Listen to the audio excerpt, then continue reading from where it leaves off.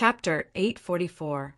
The distance from the studio, located at the center of the peaceful trade market, to the yacht dock was approximately 5 kilometers. Whether it was Luo Nan or Yin Lu, neither of them took this distance seriously. The two slowly walked forward, one in front and one behind, amidst the sound of rubber wheels and high heels hitting the road surface.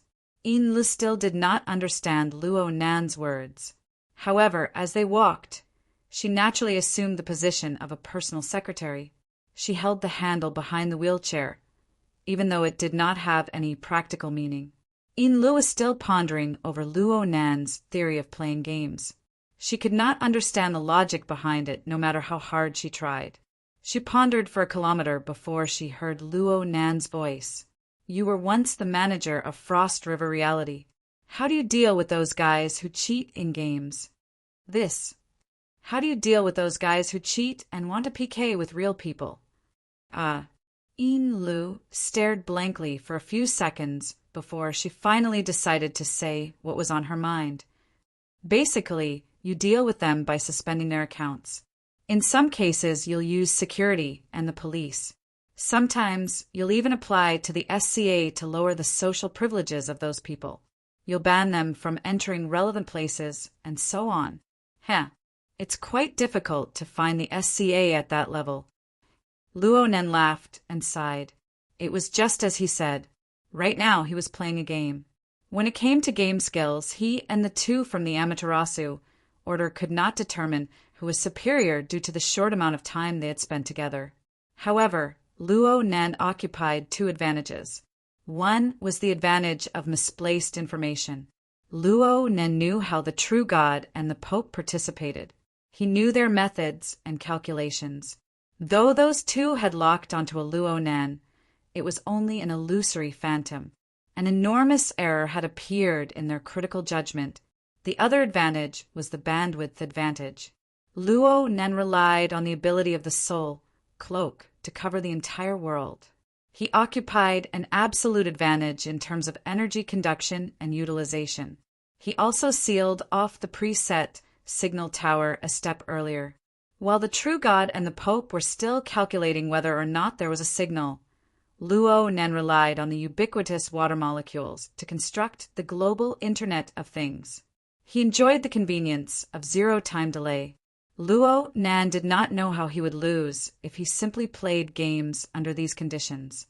The problem lay in the fact that the Pope and the true God were sore losers. They didn't really want to PK with Luo Nan's gaming techniques. Their goal from the very beginning was to lock onto Luo Nan's position in reality through the game within the clouds. This was to prepare for the offline real-life PK. This was very shameless. From Luo Nan's perspective, it didn't matter whether he won or lost the game. In any case, he had already achieved his goal of warning by Sinyan and Yukawa Aishuk. But if the two from the Amaterasu order locked onto Luo Nan's true location and confirmed that the target was hiding in their base, they would not be able to win.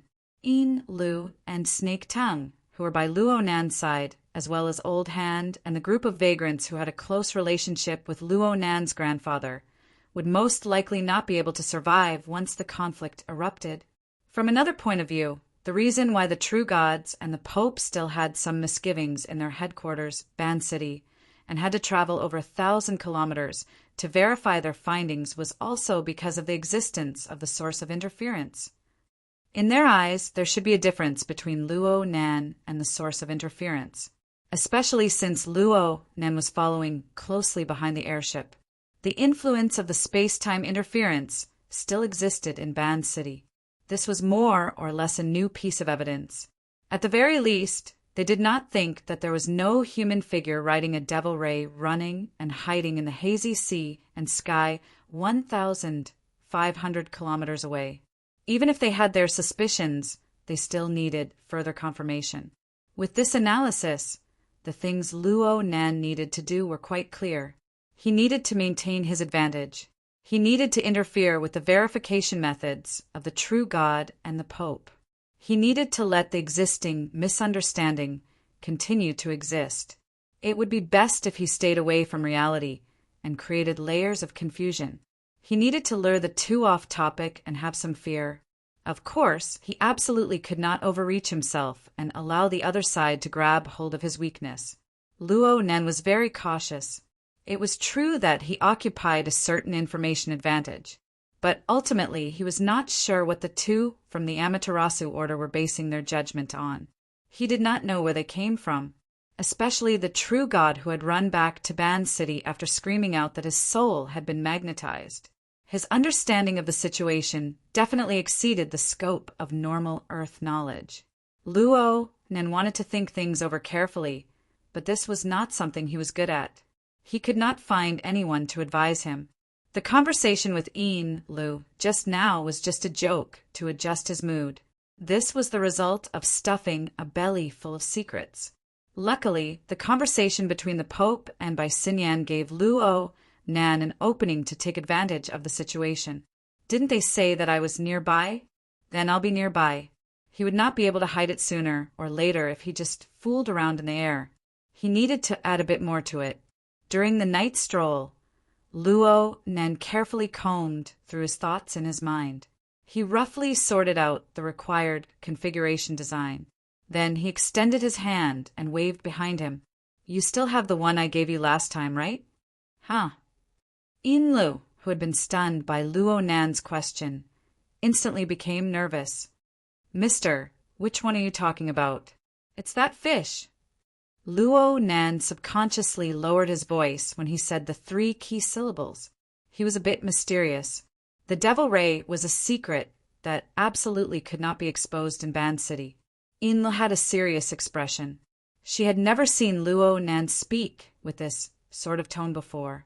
Many thoughts flashed through her mind in an instant. She calmed her mind with great difficulty and lowered her voice. Yes, mister. You. Luo Nan didn't say much. He just waved his 5 fingers. His meaning was very clear. Inlu immediately picked up her bag and wanted to take out the crystal ball with the Devil Ray sealed inside. But her vigilant mentality made her remember something. She hesitated for a moment before handing over the entire purse. Her body leaned forward, and her lips nearly stuck to Luo Nan's ear as she apologized. I'll have to trouble Mister to take a look. Don't take it out for now. I've had a lot of eyes these past 2 days. Oh, that's right. The Deep Blue Walker Squadron, which was his yacht's neighbor, had put in quite a bit of effort these past few days. It was a bit better in the studio, but in a public place there might be several surveillance cameras pointing at them. It's too early to talk about this. Luo Nan reflected on himself for a moment. He readily followed the advice and opened the purse to search for his target. From his perspective, the lady's purse was more or less a small maze. He could clearly sense the location of the crystal ball, but the complicated design of the purse still tormented him quite a bit. A minute later, Luo Nan extended his hand into the Kuan bag and finally grasped the crystal ball. He felt the marvelous sensation of the crystal ball being indistinguishable between real and illusory. He also felt the instant information that belonged to the Devil Ray transmitted from the void in between layers. He made a series of fine adjustments to the configuration outline in his mind. Chapter 845. What are these stards doing? Captain Jimmy crossed his arms in front of his chest and subconsciously tapped his feet. The rapid rhythm reflected his current terrible mood. At this time, he was supposed to be preparing for tonight's operation, but an unexpected incident had ruined all his preparations. The surveillance resources that had been fully activated had been reduced to something akin to catching an adulterer in the act. For the time being, no one could give him a response. From his deputy, Mendez, to the surrounding members of the action team, and the SCA officials who had just rushed over to work overtime, but were proven to be a waste of time. They all averted their gazes to avoid the unfortunate incident. 2 minutes ago, a video from an intercontinental passenger airship began to spread on the internet. The suspected terrorist attack that happened in the first-class cabin of the airship was recorded from different angles by many witnesses, posted on different social media accounts, and linked with big data. It began to rapidly accumulate views and influence. Until now, there was still no clear explanation for the incident. In fact, even if a nuclear bomb exploded on the airship, Captain Jimmy would not care. The key problem was that Bai Xinyan, who was at the last point of the parallel approval process, was in the area where the incident occurred, and there was still no news of her. The operation approval process was once again stuck. Captain Jimmy felt like he was tripped. It did not hurt him, but it was very depressing. The mission against the remnants of the Soul Cult was actually not difficult, nor was it urgent or challenging. The reason why Captain Jimmy could not forget about it was largely because he wanted to compete with Bai Xinyan. He did not deny this. He finally had the opportunity to use the situation and the procedure to force Bai Xinyan to yield. Victory was in sight, but something like this happened. What kind of luck did Bai Xinyan have? Whether it was reasonable or not, that was what Captain Jimmy thought in his heart. The procedure went into a standstill again. Captain Jimmy had no choice but to pay attention to the development of the incident and try to learn the truth from the higher-ups. At the same time, he diverted some attention to the **starred couple on the street. No matter what, these two were the people who had the most contact with the target, the veteran Shou Xiong and the other vagrants. In other words, they were also suspects, even if they had the blood flame order behind them. Captain Jimmy kicked the chair under the intelligence officers, and tried to make his subordinates nervous again. Give me the plan. The one numbered A7. To deal with indirect suspects like Mr. M.O., whose background was clear but whose identity was unknown, the operation team also had a contingency plan. When the captain had nothing to do, he could go on a vacation.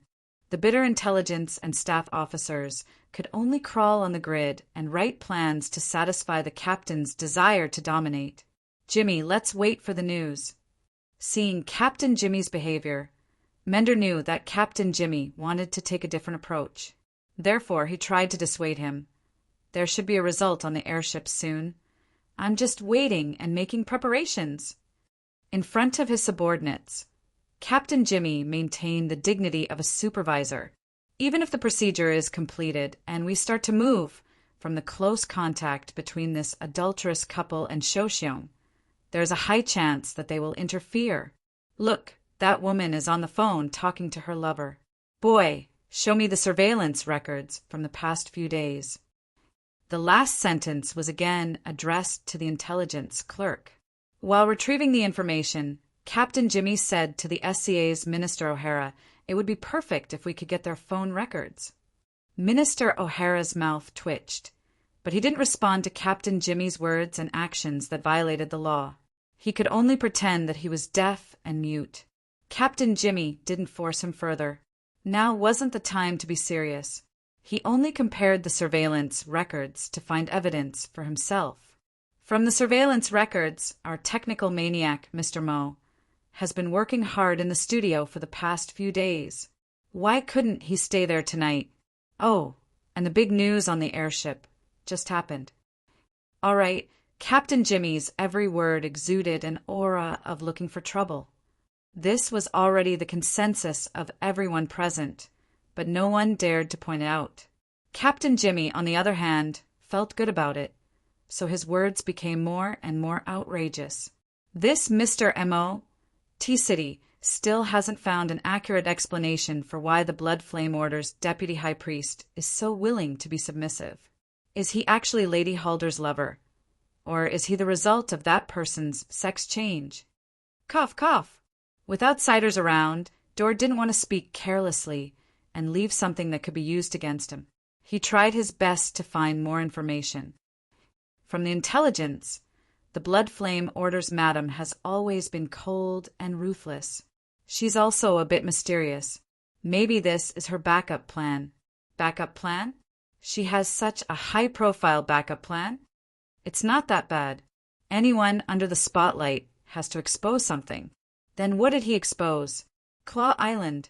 Buddy, do you remember that place? Yes. In the few days that the operation had been stalled, the operation team could only put in more effort into intelligence work.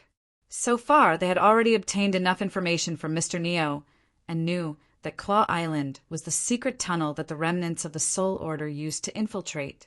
At the same time, they also knew that the island in the lake and the half-abandoned base on it were rented by this Mr. Amo.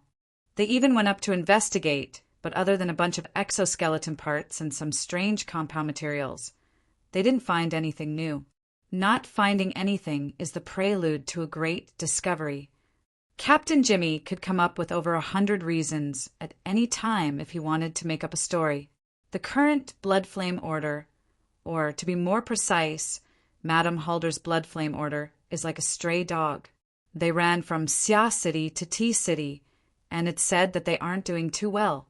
Under these circumstances, the second-in-command of the order accompanied this so-called Mr. Mo to Saka City to purchase property, and then conducted research and experiments midway.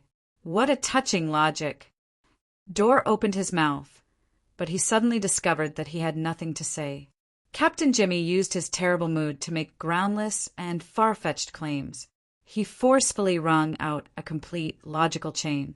Following his train of thought, even Mende felt that this Mr. Amo was very suspicious. "Hold on, this has nothing to do with us." "Really? Are you sure?" After a series of debates, Captain Jimmy felt that he had returned to his peak. He even laughed. He extended his hand and drew a circle in the air. He pointed out, "Why do I feel that their attitude is very unfriendly?" While Captain Jimmy was talking loudly in the warehouse at the dock, Snake Tongue furrowed her brows several hundred meters away on the yacht. That fellow on the other side was pestering her endlessly, but his senses were quite sharp, especially when that group of people had entered a state of combat readiness. They were connected to each other and formed a network. They naturally formed a highly integrated offensive and defensive fortress on the mental plane. The spell probing she was used to before now seemed a bit rash. Her surveillance made the other party react, but it wasn't that easy to get rid of it. As an outstanding cursemancer, she was an expert when it came to curses, stimulation, and control of living creatures. At this distance, as long as there were mosquitoes or crawling insects in the warehouse, they could form a monitoring network. They wouldn't be affected by ordinary mental attacks. At most, they could see the information directly or indirectly. But she still had to say, the growth rate of technology was truly fast. Snake Tongue had dealt with Deep Blue Walkers quite a few times in the past. In fact, ever since the Deep Blue platform appeared, it had always been the focus of the Inner World's research. Ability users had very complicated feelings towards this group of people that obtained extraordinary power through the transformation of the human body. Snake Tongue was no exception. But after wasting half a year in the cloud world and returning to reality, Snake Tongue discovered that she needed remedial lessons. More and more characters worthy of attention appeared on the Deep Blue platform. Let's not talk about superstars like Tian Bang, who was the #1 person below the extraordinary level. She felt that there were quite a few noteworthy points in this operation team she had randomly encountered. The problem right now was that Captain Jimmy had accidentally hit the nail on the head. He had a temperament of an unpredictable bomb. Luo Nen might not like this news. Lee's call came in just as she was thinking. There weren't any pleasantries.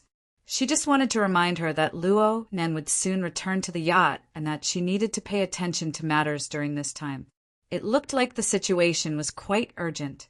Halfway through the conversation, Luo Nen became the one speaking. "Your Excellency." Snake Tongue's attitude immediately changed subtly. She carefully memorized the instructions and repeated them before responding. "Hey, I understand." Snake Tongue immediately got up when the call ended and headed to the yacht storage area.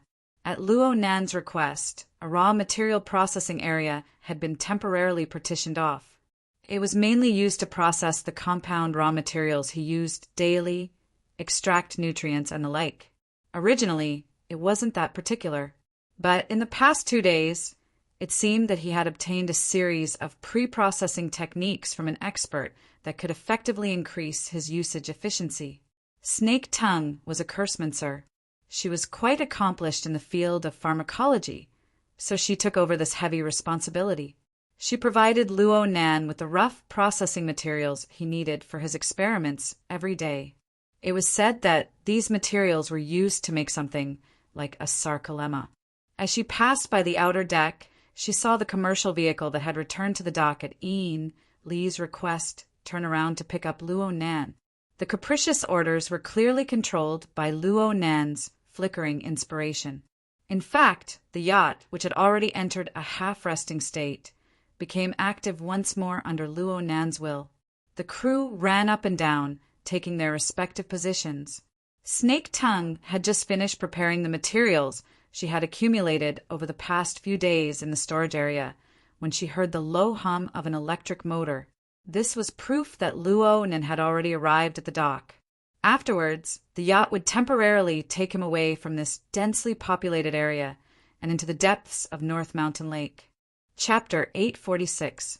The commercial car went back and forth. Luo Nan boarded the boat, the yacht left the shore, and the boat drove into the center of the lake. There were no accidents in this series of processes. They were extremely compact, without any buffer gaps.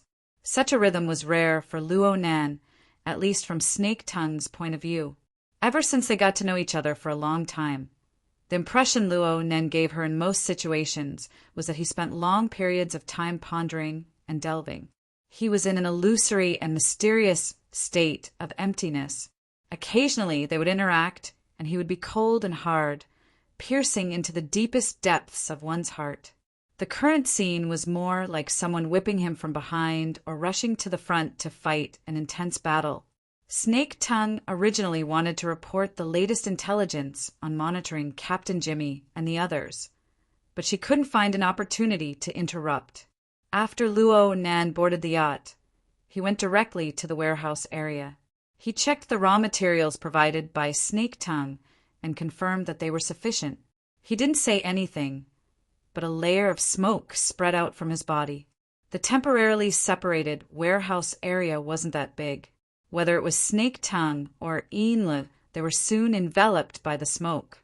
Their figures became hazy and indistinct. What was this? Ian turned her head in shock, wanting to communicate with Snake Tongue. However, the two lacked tacit understanding in the end. Snake Tongue didn't pay attention to Ian. She just silently watched the roiling smoke beside her, as well as the more detailed components within. Snake Tongue wasn't able to discern too many details because her psychic senses were greatly restricted within this smoke.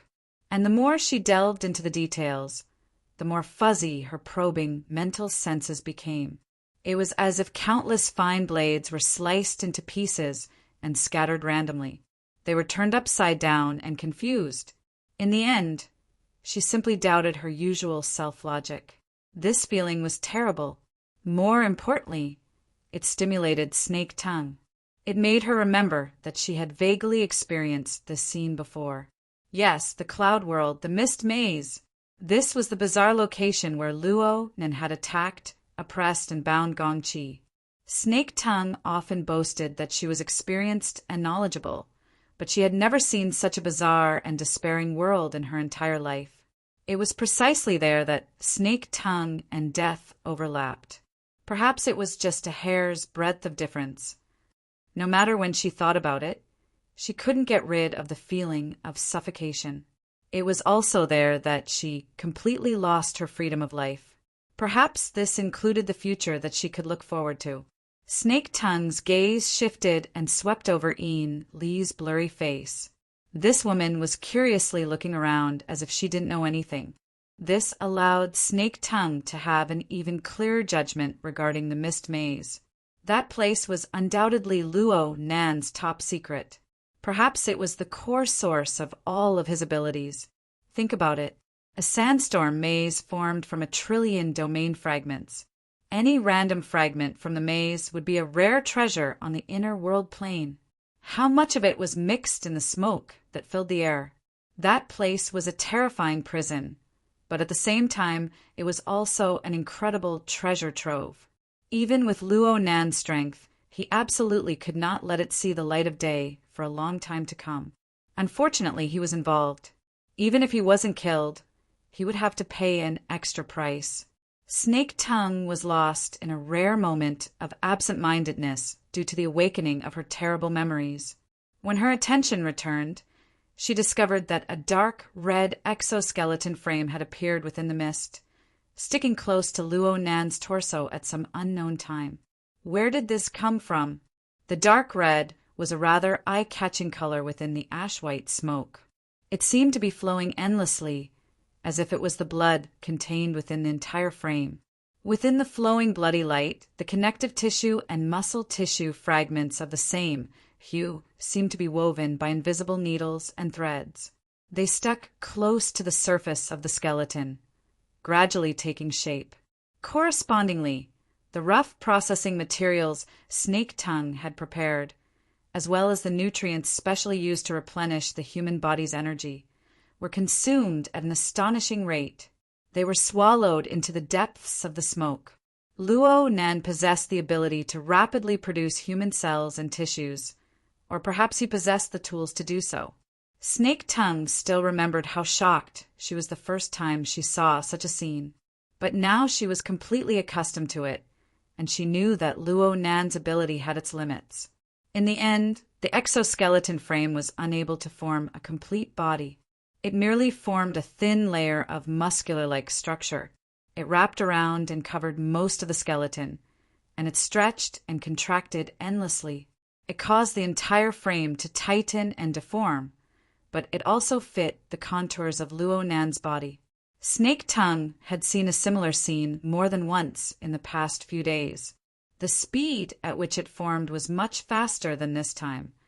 Yes, she felt that Luo Nan's speed at forming the muscular-like structure was much slower today. There were even some areas that were a bit hesitant. Snake Tongue had just thought of this when she saw the mostly formed muscular-like structure in the chest and abdomen region of the exoskeleton frame burn into ashes. Bionic tissue began to grow wildly at the edges of the gap, spreading and bonding to fill the gap. There was a change in the design train of thought. Snake Tongue was able to guess this, and Luo Nan spoke at this time. I remember that there are still some exoskeleton accessories here. There are, but they aren't as complete as the ones in the warehouse at Claw Island and the hydroelectric power station. Yin Lu reacted quickly. She had long since given up on probing into the profound principles behind Luo Nan's actions. She just waited to deal with the corresponding mundane matters. It's in the other room. I'll go get it? Yeah. See if there are any RAC model wires. I'll have to deal with the sensitivity a bit.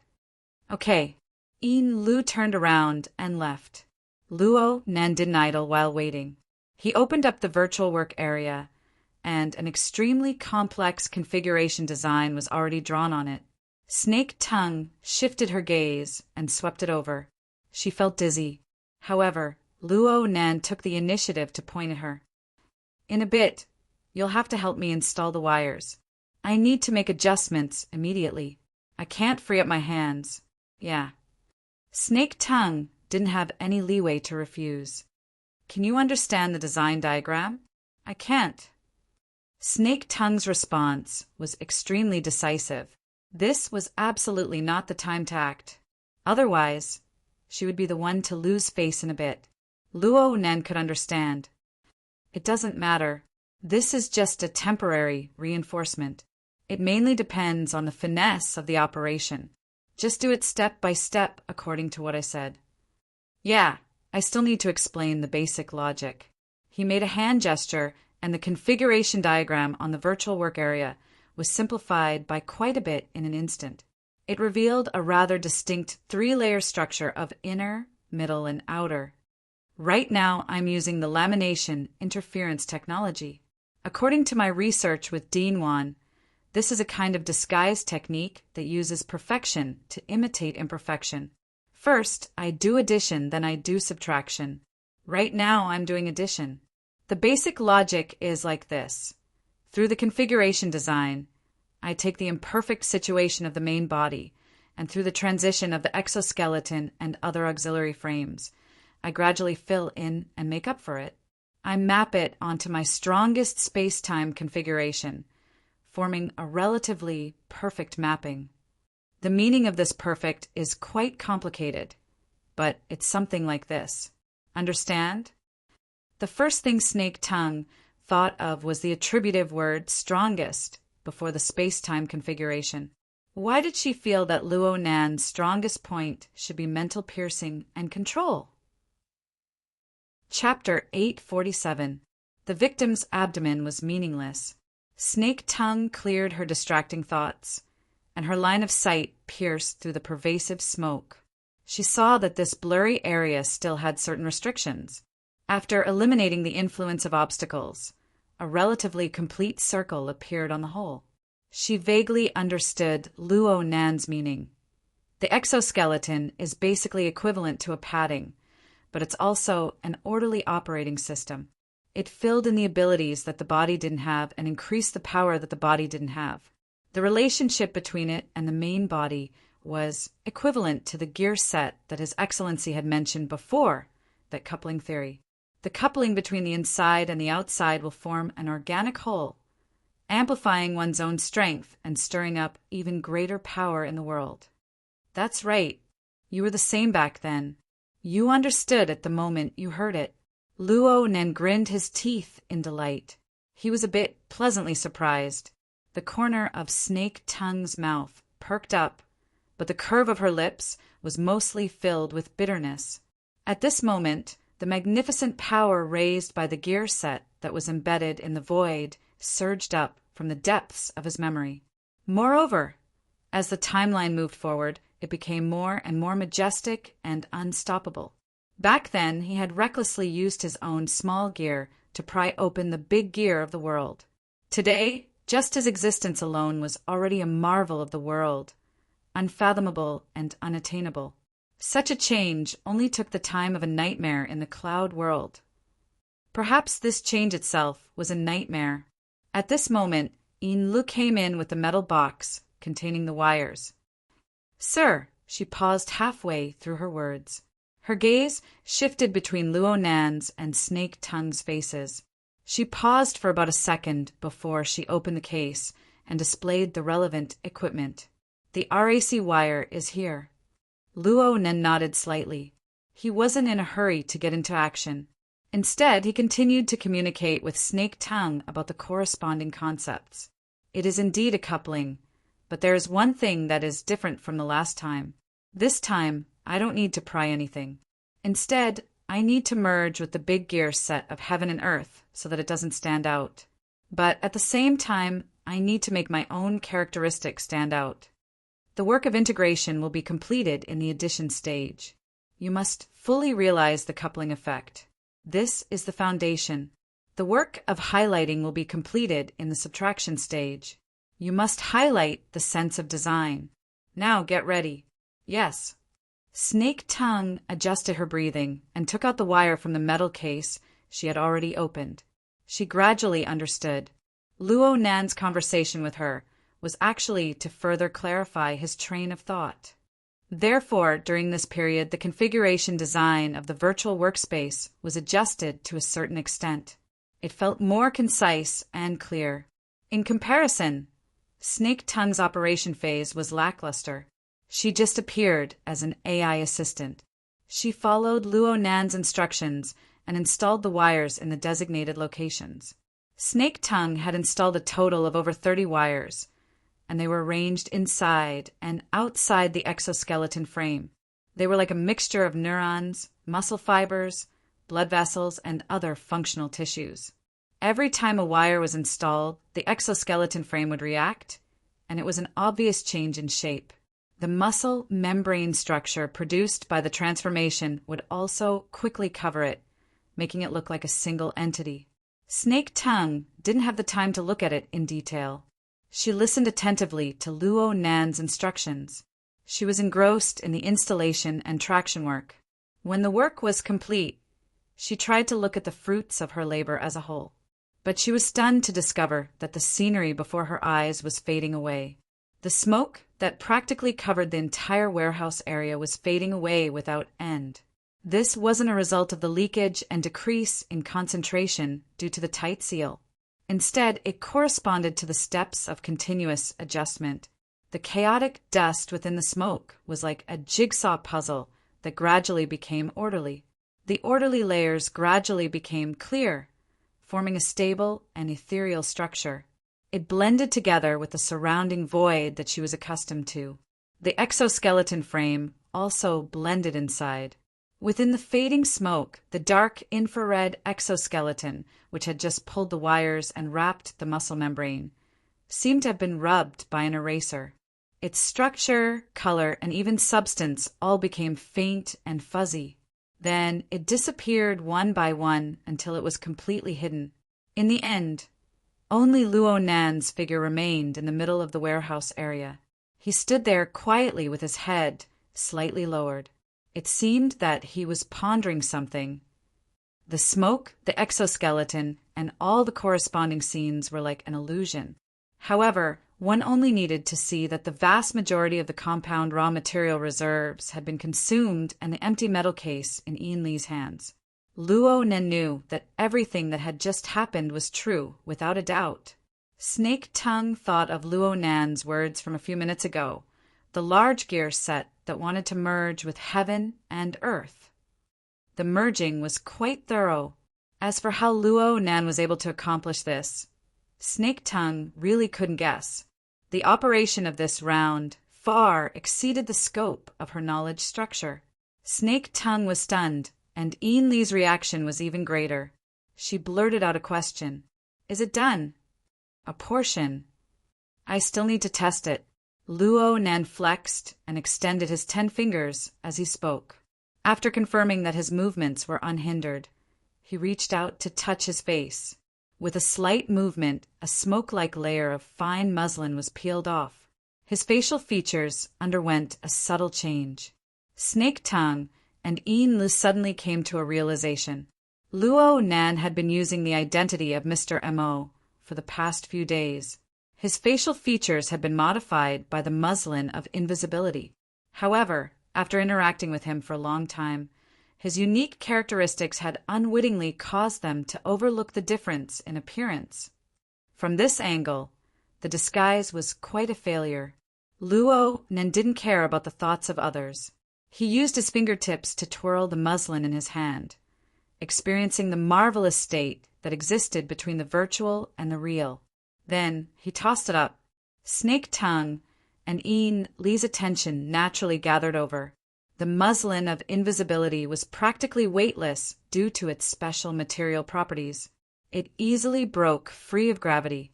It was like smoke or mist, stretching, shifting, and bobbing up and down in the air. Soon, a dozen seconds passed, but nothing happened. Another dozen seconds passed.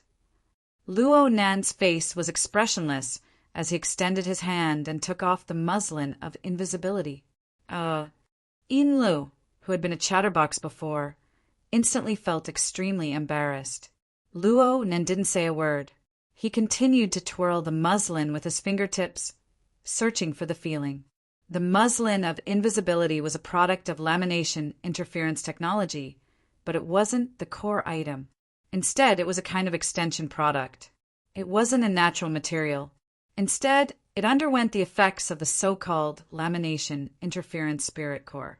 It underwent a transformation of quality and energy over the years, absorbing special particles from the outside world to weave itself into a strange object. The lamination interference spirit core was like a shuttle. As long as it existed, it would simultaneously accumulate and weave on both the material and mental planes, endlessly expanding the scale of the muslin of invisibility. It would also memorize a few commonly used patterns, making it easier to realize concealment and camouflage. From this point of view, once the experiment of the lamination interference technology was successful, the experimental product would certainly be able to form a special effect with the muslin of invisibility and vice versa. Let alone a special effect, not even the most basic of interference effects could be seen. It was at this time that Snake Tongue bowed to show her respect. She acted as if she was completely convinced. "Your Excellency's divine skill." Chapter 848. Luo Nen didn't show any joy toward Snake Tongue's praise. He continued to twirl the muslin and responded calmly. It can be considered a success, but the design of the spirit core is still a bit lacking. What are they talking about? Lu was confused. In terms of cultivation, she and Luo Nen really didn't have much of a tacit understanding. She was able to accept this fact, but right now, she was completely excluded from Luo Nan and Snake Tongue's small circle. She felt far too uncomfortable. Taking a deep breath, Lu adjusted her state of mind and used the most honest method to participate.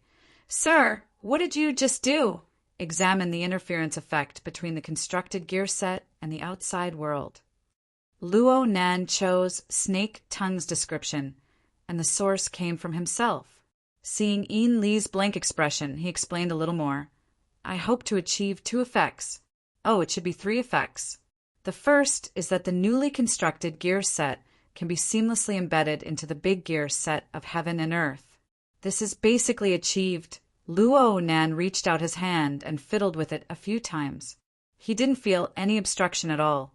He gestured to Lu to give it a try. Lu reached out her hand in a daze, and without any obstruction, she touched Luo Nan's chest. She subconsciously apologized and retracted her arm. However, she bumped into something along the way and her arm was locked down by a solid object, rendering her unable to move.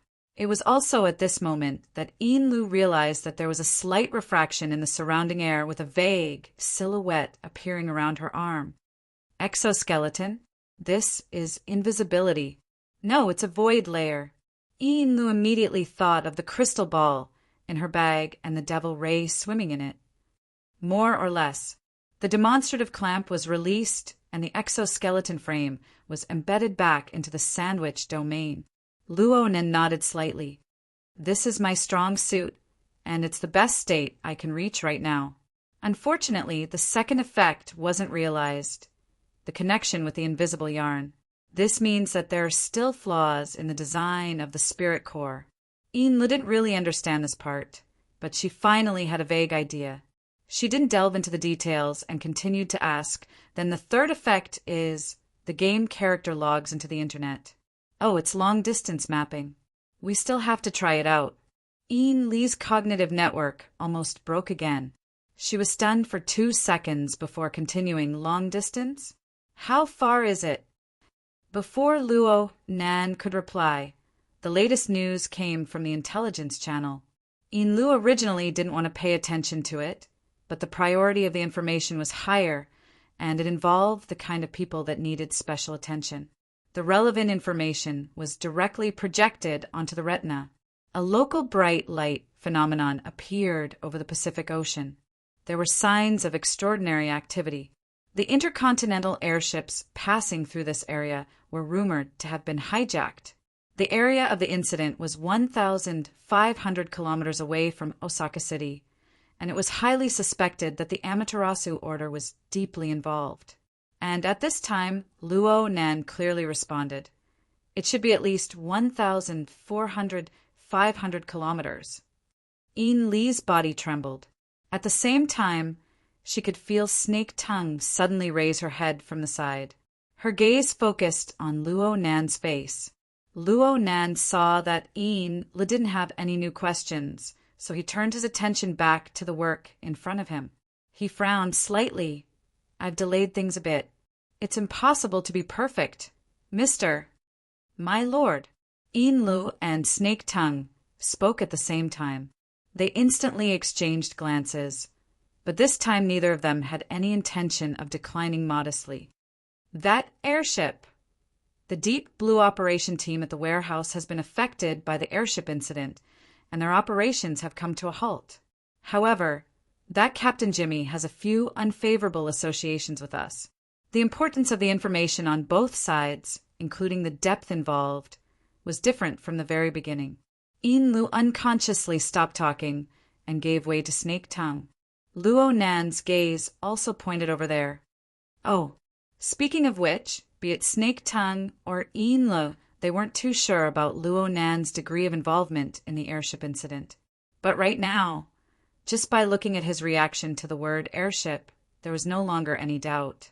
Snake Tongue's expression could still be considered calm, but the speed of her heartbeat had unwittingly increased by a level compared to a few seconds ago. Right now, she finally understood the severity of the situation behind Luo Nan's series of actions. Therefore, she used the most concise and accurate words to summarize Captain Jimmy's nonsense once. Then she expressed her own opinion. With Captain Jimmy's restless mood, it's very likely that he will make a rash move.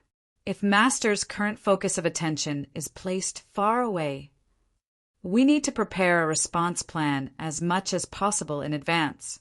We can't let it become a negative interference. Snake Tongue had already spoken quite bluntly. At the very least, Yinlu understood tacitly. If Luo Nan really wanted to compete with the major powers of the Amaterasu order 1,500 kilometers away, then let's not talk about how he was going to accomplish this. As the rear, absolutely no problems could happen to Ban City. Even in normal times, this would be a very troublesome matter, let alone now. Snake Tongue and Yinlu both looked at Luo Nan's reaction. Indeed, Luo Nan furrowed his brows. Don't tell me we have to have two characters? This is a bit difficult. Let's deal with the airship first. Could they deal with the other side as well? Even Snake Tongue's level of understanding wasn't enough. On the other hand, Yinlu finally had the leeway to use her brain when it came to mundane matters. She quickly said, I'll immediately contact D City's side and the boss's side. I'll tell them about Mr. Mo's identity. It'll be good if we can interfere with them a bit. As for Mr. Mo, she hesitated for a moment before speaking. Can we first leave the yacht? Temporarily avoid contact with them, just like 10 days ago. Yinlu made the connection to Luo Nan's mysterious and possibly world-shaking operation last time. It also began with leaving the yacht. We really do need to leave. What Yinlu said was already within Luo Nan's plans. Since she mentioned it, he didn't say anything more. He simply waved his hand. You guys keep an eye on this side. I'll go greet True God and the Pope. If things go smoothly, it shouldn't take too long. Yes. Huh. Yinlu suddenly froze on the spot, and Snake Tongue wasn't any better. Luo Nan was truly straightforward and efficient. He simply turned around and headed outside after speaking. The warehouse's exit wasn't in front of him, but the sealed cabin wall of the yacht. The scene of the yacht's cabin wall being torn apart 10 days ago instantly flashed in Yinlu's mind. She subconsciously opened her mouth, but before she could speak, she saw Luo Nan's figure pass through the rack of materials in front of the cabin wall like a phantom. He also passed through the thick cabin wall itself. There were no changes to the scene before him. The only thing missing was the living person. Chapter 849. Luo Nan walked to the bottom of Beishan Lake. To put it more accurately, he rode a self-made bubble to shuttle through the structure of space and time at the bottom of Beishan Lake. What he felt at this time and place was not the pressure of millions and millions of tons of water. Instead, it was the vast and boundless acceptance and rejection of the local structure of space and time that was hard to describe. Luo Nan slightly altered the old-fashioned analogy that Snake Tongue used. He was a temporary creation, a mutated gear set. He wanted to change his original role. He wanted to obtain more authority and occupy a more important position in the great machine and the great production line created by all living things in the world. He undoubtedly had to compete with other gear sets with similar structures, but they were even tighter and sturdier. This was an enormous challenge, and it was extremely intuitive. As Luo Nan walked between the structure of space and time, the pressure was everywhere. It penetrated the outer layer of the space-time bubble and acted upon the embryonic exoskeleton frame. During this time, a portion of the pressure was dispelled by his sandwich domain. Even so, he was still able to clearly hear the vibrating hum of the mutant skeletal material, which had gone through many layers of processing and forging. Occasionally, the sound would be hoarse or sharp. This was a sign of damage to the material structure. This pressure far exceeded the intensity of the water pressure at the bottom of the lake, but the bubble he designed was able to withstand the initial test. It traveled in a straight line through the complex environment at the bottom of Beishan Lake. Whether it was the undercurrents surging in the water layer or the crooked and scattered ruins of the city, they were unable to create any substantial obstruction. There were also the sensitive creatures at the bottom of the lake, including the mutants. They had completely overlooked such a blank target. This was because Luo Nan was walking in another dimension. In a certain sense, he was a part of this world. He was a redundancy that was hard to discover within the established structure of space and time. This was a relatively conservative standby state. Only in this way could the exoskeleton frame, which was not that perfect in its workmanship, be able to endure for a period of time. Luo Nan earnestly sensed the feeling of being in the great gear set and the great production line of the world. Right now, he did not possess the mysterious feeling of becoming one with heaven and earth. He only had a simple feeling of tightness, smoothness, and difficulty when the gears meshed with each other. He used these as a basic comparison to make the corresponding corrections. Gradually, this feeling became more abundant, becoming more exquisite and complicated. Sometimes his reaction couldn't keep up, and it was hard for him to make adjustments in time. Fortunately, this feedback was clear and continuous. It helped Luo Nan adjust his position. From the theoretical ideal state of the laboratory, he adapted step by step to the variables of the real world. Also, they had to test the remote login that had to be realized immediately. I need to adjust my character properly when I log in. I almost forgot. Luo Nan loosened his hand and took out the crystal ball from Ian Lee's backpack. He silently merged it into the space-time bubble. It was as if the devil ray inside had been sucked up from a deep well. It approached from afar, its body rapidly enlarging and recovering. Its wing-like pectoral fins undulated up and down as it swam around Luo Nan. From Luo Nan's angle, the two sides were so close that the tip of the devil ray's fin and stinger streaked past his eyelids time and time again. Even though this was a giant mutant, Luo Nan still placed it within a space-time bubble, isolating it from the normal space-time environment. The technique seemed simple, but it was actually peerlessly complex. Luo Nan was able to seamlessly connect such an enormous life form. It was completely built upon Luo Nan's long-term research on the Devil Ray and his even deeper attainments in space-time configuration. But this way, the space-time bubble was able to bear an even greater pressure. Hidden injuries had already appeared on part of the exoskeleton frame, and its durability was worrying. But today's matter could not be carried out in a protracted battle. Currently, it was too protracted.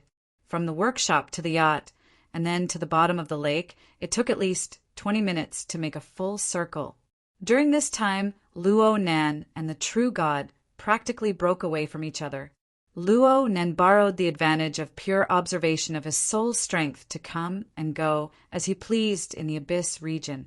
Luo Nan was barely able to hook onto the true god, making it hard for the true god to come to a conclusion. Otherwise, the true god would have long since turned his attention to Luo Nan and swept through all of Ban City. Even so, the true god was certainly suspicious.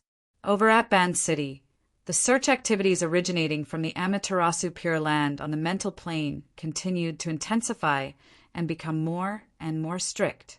Human flesh search and offline PK. This was the fundamental train of thought of the true God and the Pope. This matter could happen anywhere, but it could not happen in Ban City. Luo Nan narrowed his eyes slightly. His gaze pierced through the barrier of the void and the rippling waves of water. In a trance, he saw a similar environment 1,500 kilometers away. It was also below the surface of the water, but it was nearly 100 meters deep at the bottom of the sea. Luo Nan chose this sort of environment to be the novice village for his new character to log online. To put it bluntly, it was the place where the space-time bubble would begin its remote mapping. With the support of the soul cloak, which covered the entire world and had the condensation ring as its foundation, there was no environment more suitable for exerting power than an environment rich in water molecules. What Luo Nan needed to do was to borrow the soul cloak to project the basic configuration design of his main body over. Of course, his consciousness came along with it. Luo Nan's consciousness really seemed to have grown from the bottom of the sea, 1,500 kilometers away. He was very familiar with this. He often used similar methods over the past few months to project the core of his own concept into the South Pacific Ocean. He borrowed the abundant water vapor conditions there to play hide-and-seek with the powerful extraordinaries from all over the world. He misled them, embedding the concepts of Enlightenment Palace and a new plane within. Luo Nan even gave this method a name. It was called Luo's Core. From his perspective, Luo's core and lamination interference technology should be equivalent in terms of core. They were both rooted in the configuration system, but the former spent most of their time hiding behind natural phenomena, confusing the public and seeing, forever hiding in the shadows of people's perception. But Luo Nan relied on the lamination interference technology to become the focal point of everything. He controlled the information that was leaked to the outside, turning the fake into the real. He withstood the multidimensional test of extraordinaries. This required the pinnacle of detail. In extreme situations, the nitpicking of details was never a test of one's attitude. It was a test of technique. The conditions of seawater and lake water were different. There was an essential difference between what was real and what was fake. What was fake was fake. Some laboratory designs would naturally reveal their flaws after the environment changed. The cause might just be the change in air pressure, temperature difference, or even salinity. Luo Nan would never have thought of these details when he was constructing his theory. Even now, he couldn't consider putting all the conditions in. Otherwise, the configuration design would be cumbersome. His head might explode before he could even face a true God. Luo Nan could only rely on the principles of the lamination interference technology and his own attainments in space-time configuration to add and subtract. He let the negative feedback of the outside world grind away the mistakes and redundant things. He was currently the redundancy between heaven and earth. But in order to achieve this high-level redundancy, he needed to abandon the low-level design. He needed to grasp the elements that were more in line with the essence. He needed an existence that was infinitely close to reality to be placed there. He needed to obtain the natural feedback of heaven and earth. This was a process of constant grinding and adjustment. It was to the point where Luo Nan ignored the passage of time in the outside world. He ignored the concrete changes until the sunlight pierced through the seawater and illuminated the gloomy world. Ah, I've been discovered. Was it that kind of discovery? Chapter 850. The interference power that came from within the light carried a familiar flavor. This was the unique quality of a true God. It wasn't an absolute thing to say. Even though they were of the same system, the feeling the Pope gave off was more or less the same. In any case, it was the kind of bright, dazzling, fully burning, scorching feeling. This power combined with the rules and laws of the great divine treasure of the propping mulberry tree. It was like a propulsion furnace that supplied energy to the propping mulberry tree. It was also like the entire propping mulberry tree was its fuel. However, there was still a slight difference from the brief confrontation that occurred a few days ago in the wilderness laboratory. Back then, the true God, under the urging of negative emotions, did not hold back at all. The true God tore through the barrier of the void and smashed over. But now the true God was in a semi-detached state, performing a routine scan. He had accidentally caught the true God pausing for an instant before the true God exerted its power a second time. This tiny disconnect was far too obvious and slow on Luo Nan's current level. He even had the time to adjust a set of configuration details in response to the sudden change in environment. Only then did he stir, allowing the projected space-time bubble, no, it should be said that the game character he had just created, to log in and go online. No matter how tedious, tense, and precise the preparatory work he had done before logging in, no matter how much energy he had consumed, Luo Nan's mood was strangely calm when he truly arrived at the moment of verification. Against the light that illuminated the surrounding seabed, Luo Nen came into contact with the true god's pressure that penetrated through space. He had a rough idea of what was going on. A slight distortion occurred in the structure of the seawater 100 meters deep. A high-frequency vibration existed on the mental plane, destroying the existing environment. It also forced the surrounding living beings to break away from their original rhythm and expose themselves. The true god's methods could not be said to be wrong. In fact, they were quite brilliant. The underwater life forms in the surrounding area were like a sieve. They were screened out as long as they had the slightest bit of suspicion. Immediately after, a scorching mental attack, like an electric net, came down with a buzz. In 3 to 5 seconds, the lives of over a dozen species, whether they were mutants or ordinary sea creatures, were forcefully stripped away. But at this time, the new character, who had just logged in, followed the tiny arc of the distorted space-time structure. It smoothly shuttled back and forth. It was as if the character was sliding on a guideway. Even though there was still a slight dissonance when the gears were engaged and switched, it added a proper texture. On this trajectory, the mental attacks that could have been fatal were like brilliant fireworks. They seemed to explode at a low altitude, like stars falling like rain, but in reality, they did not hit the ground at all. An error in judgment. Of course, this was a mistake on the part of the true god. His attack had completely missed. From Luo Nan's perspective, this was an excellent piece of evidence. The configuration design idea has passed the test.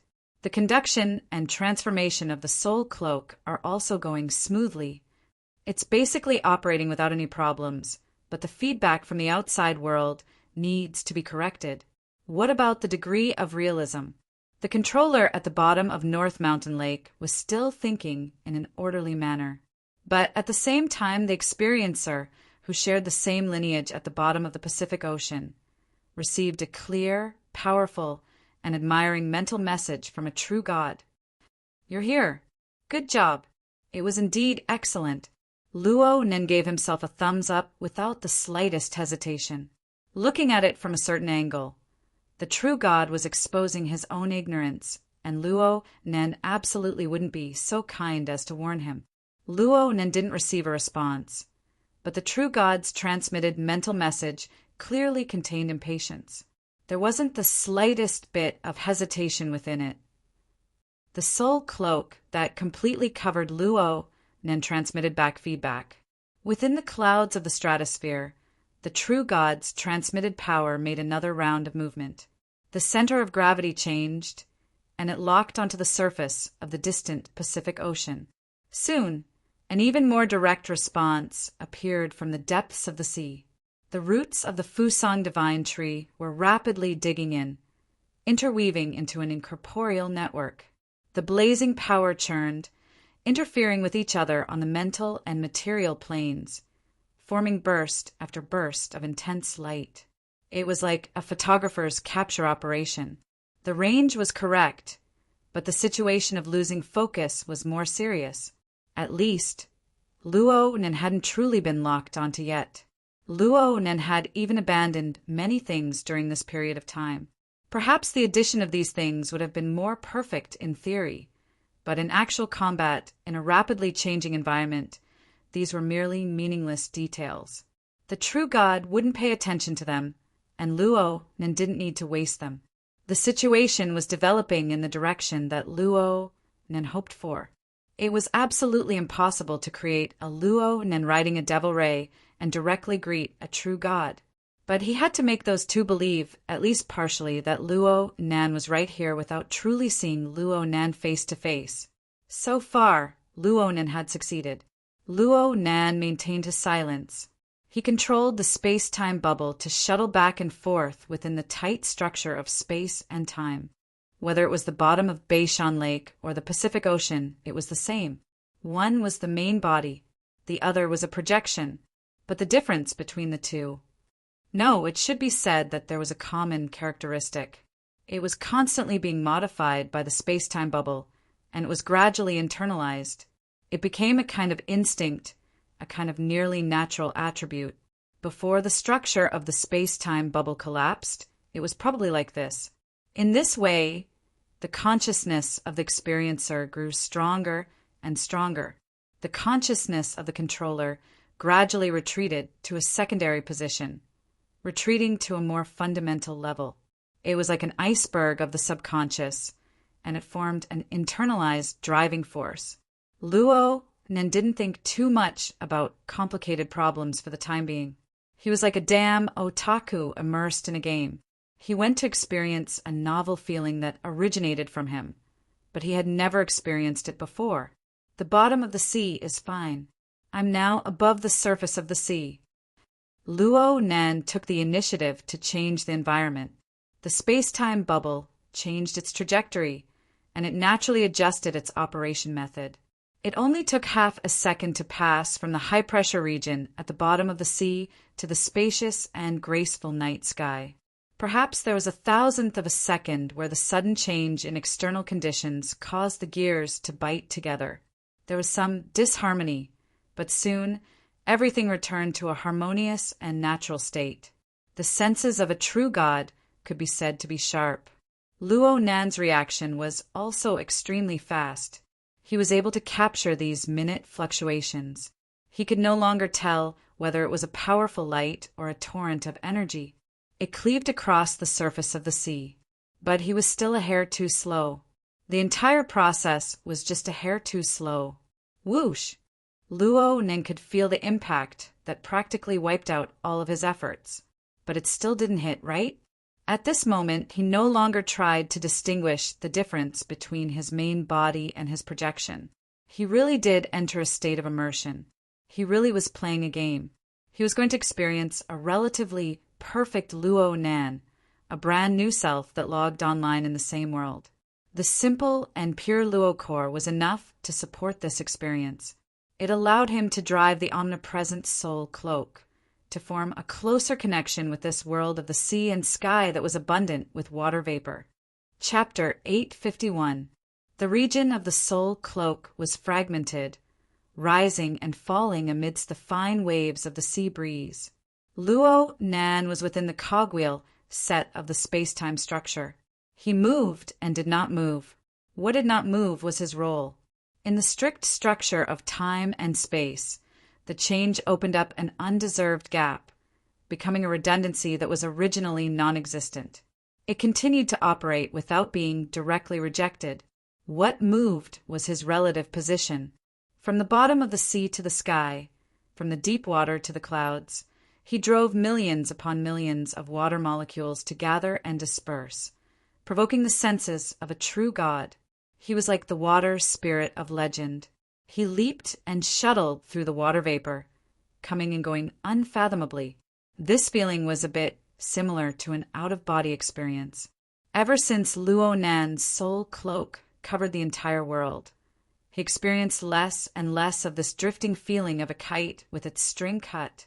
Luo Nan did not forget for a moment that his soul strength and fleshly body were still in a serious state of imbalance. Though he had the soul cloak's vast coverage to help disperse the imbalance, and he had the complex structure of the sandwich domain to provide a buffer, an imbalance was an imbalance. He had to pay attention to the coupling state of his body and soul frame at all times. He had to maintain a difficult balance between his god gear, which had entered an uncontrollable state of explosive expansion, and his body gear, which was limited by its physical nature. Sometimes thoughts like this would jump out in Luo Nan's mind. I might as well throw away my fleshly body. It's so weak, clumsy, and it always drags me down, especially when fighting against a powerful enemy. I have to split half of my mental energy to ponder over how to hide this fatal weakness. Of course, the leaping and flickering thoughts of humans were the most unreliable. From a rational point of view, abandoning one's fleshly body was the same as destroying one's foundation in the material world. The mode of existence of life, established over billions of years of evolutionary history, would transform into a phantom of nothingness. Perhaps there would be a certain amount of inertia in a short period of time, making it easier to operate. But in the long run, it was impossible to support the endless cultivation of the future. Whether it was the lessons of blood that had emerged endlessly in the short few decades of Earth, or the rigorous theories of the mysterious civilization displayed by the virtual brain system, all of them emphasized and verified this point from multiple perspectives. Luo Nan was a rational person under most circumstances. It was impossible for the occasional crazy thought to shake the wall of his rationality. He could not let his heart be blinded by lard and step onto a dead end. He was just taking a break from his busy schedule to experience the illusory pleasure of being completely unrestrained. Luo Nan was not completely illusory. In this state, Luo Nan already possessed the foundation of self-sufficient physical laws to a certain degree through the combination and interference of space-time configurations. In fact, half a year ago, Luo Nan had used the condensation ring to break through the barrier between the mental and material planes in one fell swoop. He had realized the leap from 0 to 1. He had flown at a speed that exceeded everyone's imagination on this great road to the heavens. From the copulation between the condensation ring and the external neuron to the birth of the soul cloak. From the coupling of the divine chakra and the body chakra to the deep sea scene that was the foundation of the framework. Then, in the form of a soul cloak, it completely broke free from its shackles and extended to cover the earth and many other dimensions of space and time. When Luo Nan's attainments on the mental plane repeatedly broke through the limits of the imagination of ordinary people, the configuration system of the virtual brain system gave Luo Nan a timely path to deepen and feedback.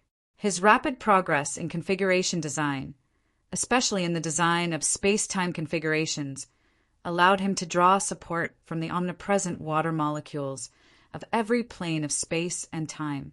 He could even draw support from the even more inconceivable structure of space and time itself to construct a material foundation.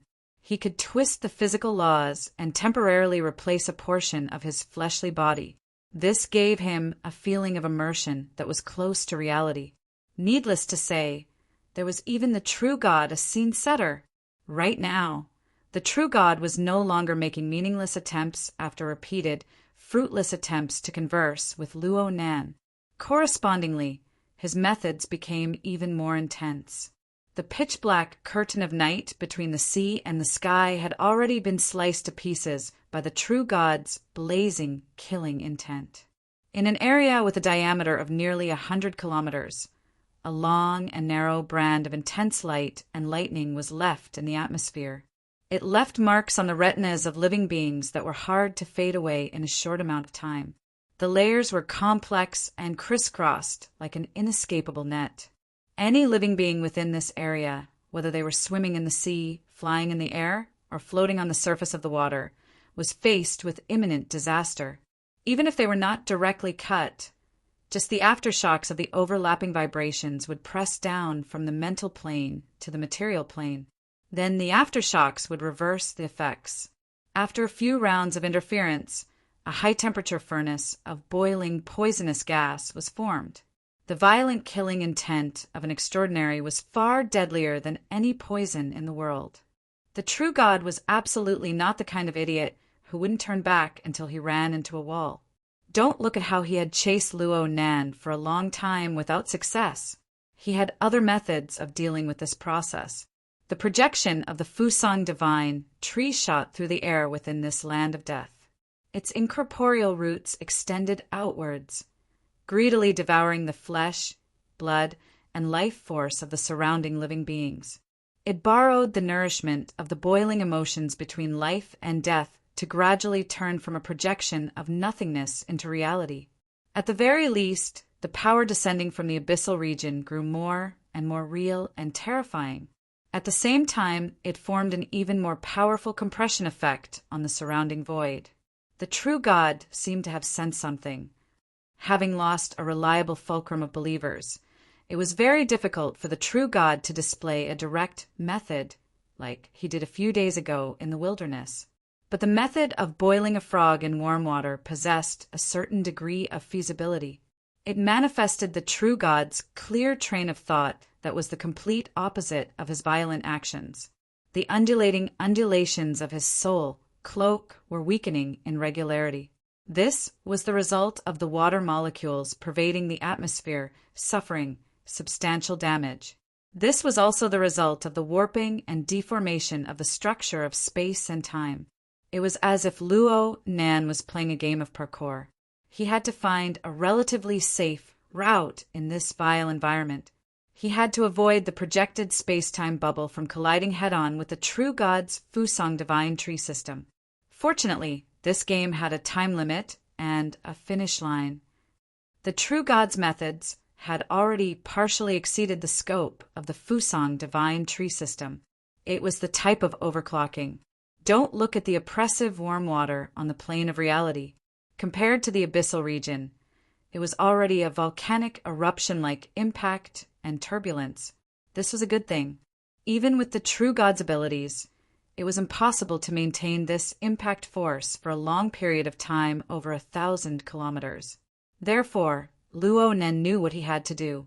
His consciousness anchored the destination within the intermittent soul cloak and the warping void gap. It was the intercontinental airship that was gradually slowing down.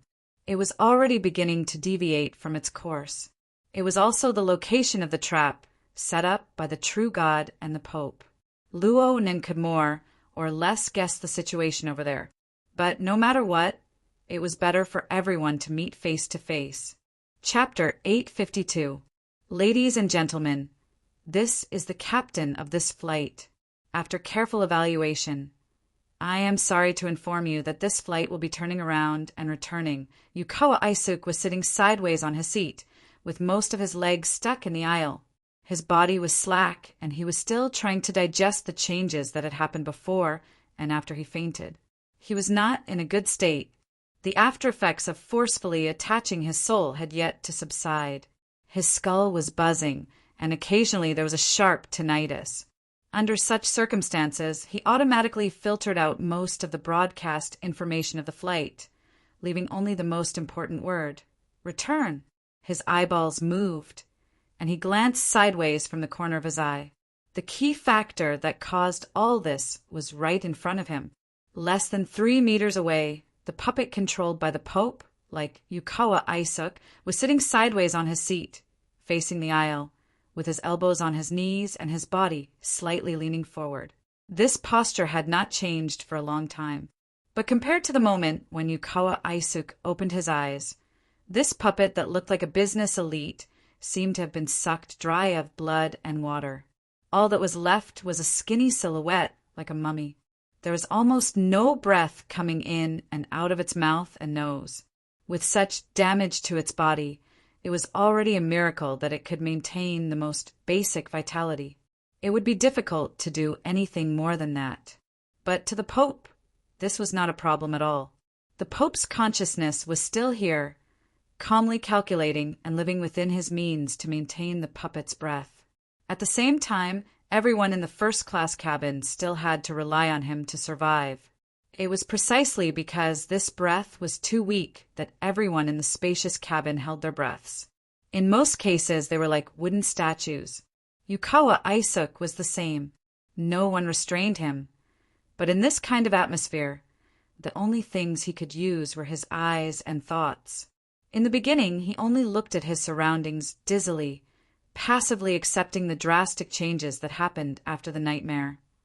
As time passed, his mushy brain began to slowly recover, although this kind of recovery first brought about a sense of pain.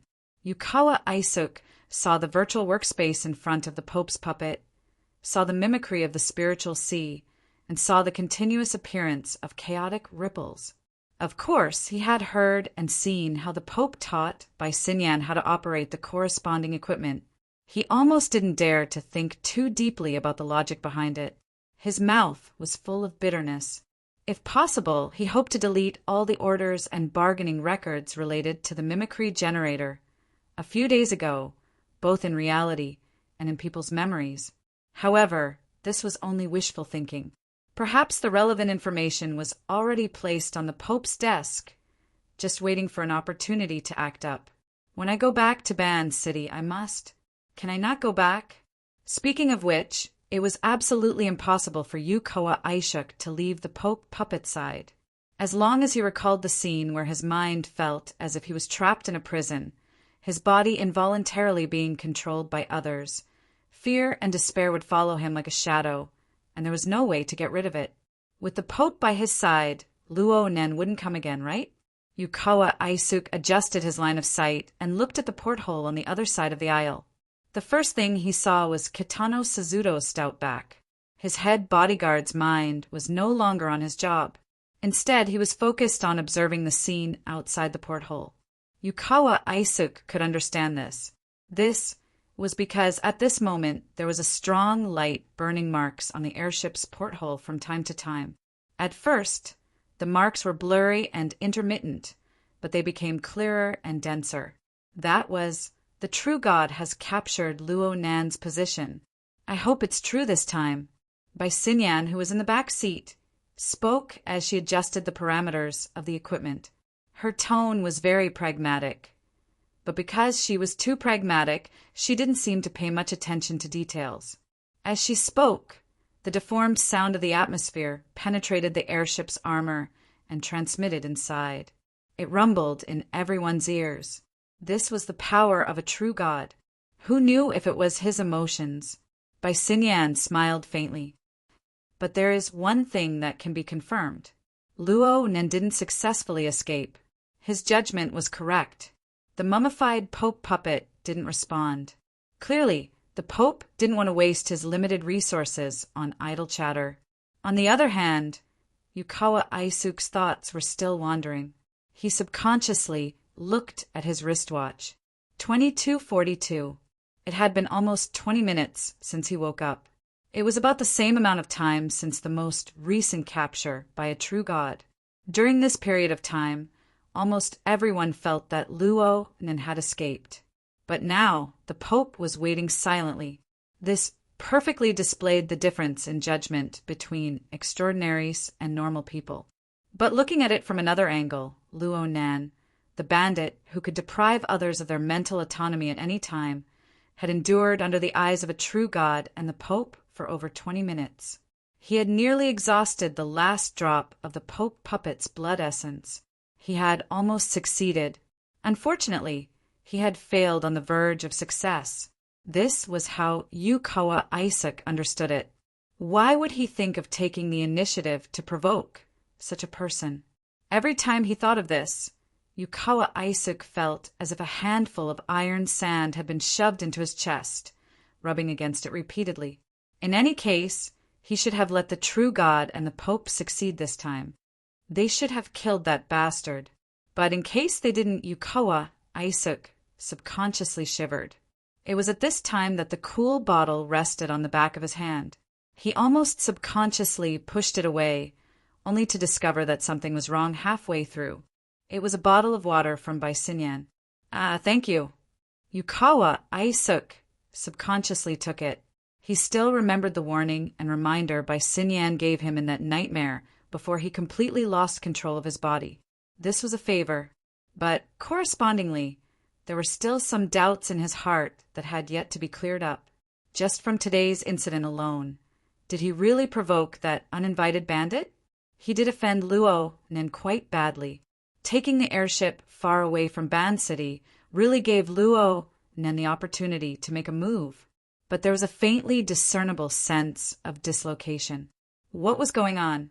Yukawa Aisuk shook his wrist, causing the bottle of mineral water to shake as well. It made a hua-hua sound. Perhaps he should do more research. For example, he should give Ban City a call. Most of the time he was driven by his instincts. He did whatever he thought of. For a moment, he forgot about the situation in front of him.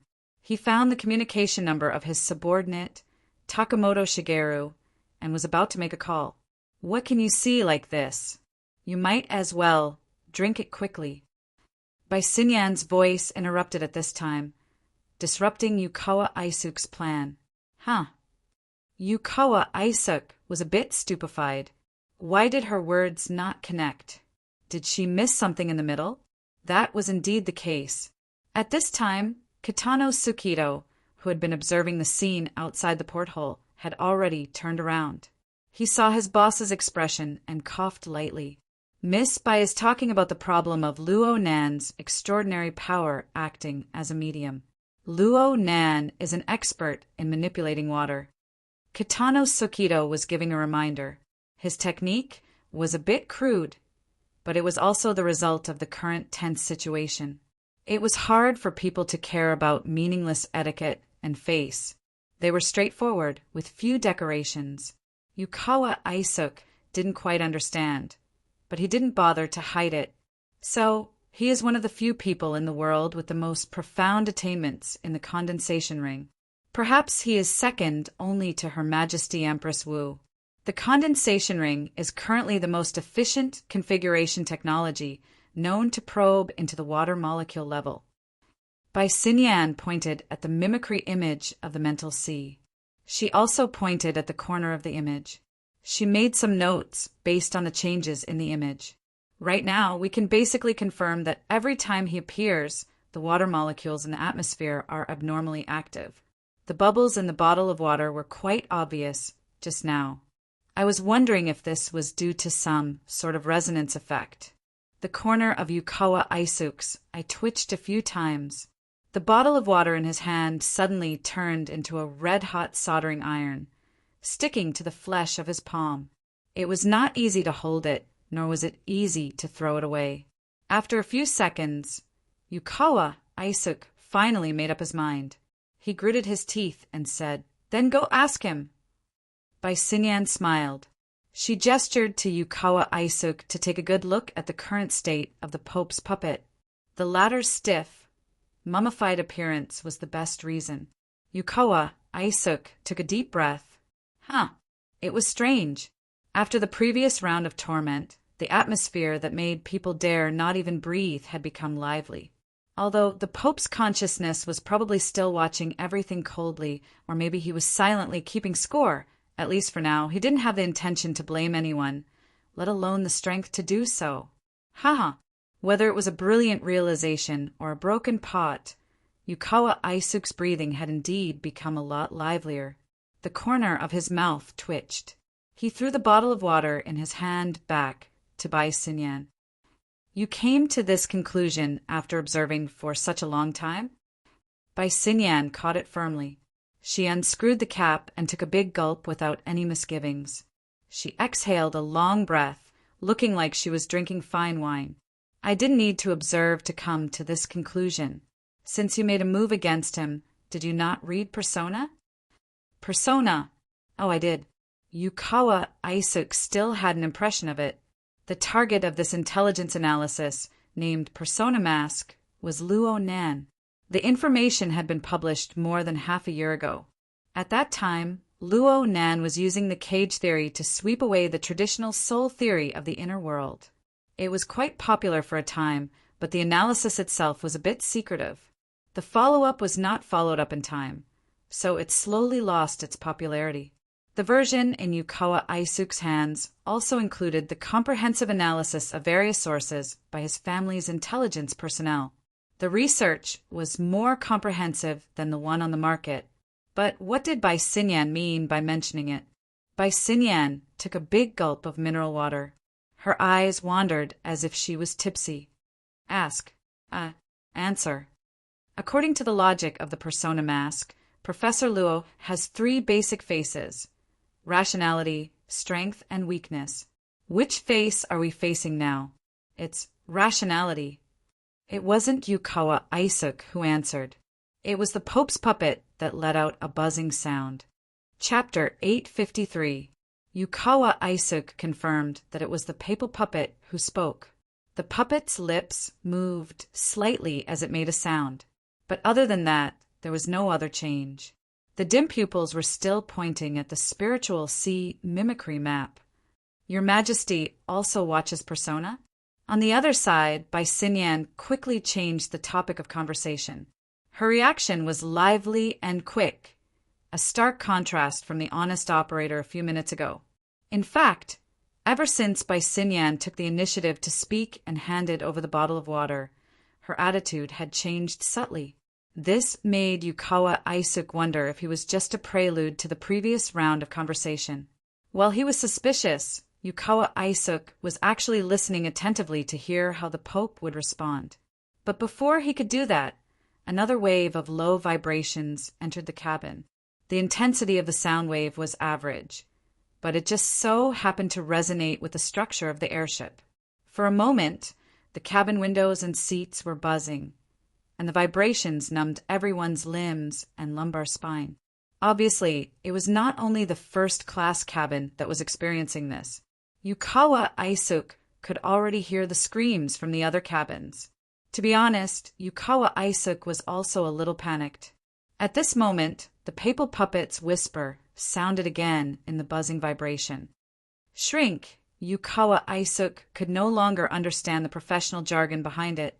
Bai Xinyan reacted quickly and started a new round of operation on the Spiritual Sea mimicry map. The scale of the Spiritual Sea mimicry map seemed to be increasing, showing more details. Of course, probably only the Pope and Bai Xinyan could understand it.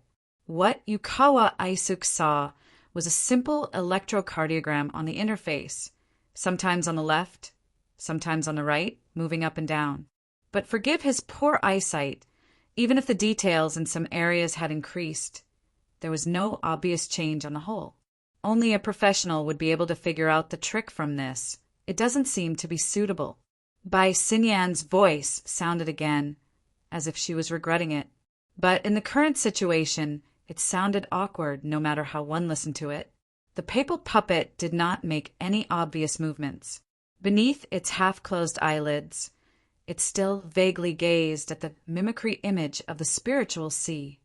Just when everyone thought that this scene would continue, a low, mosquito-like voice rang out. "What do you think?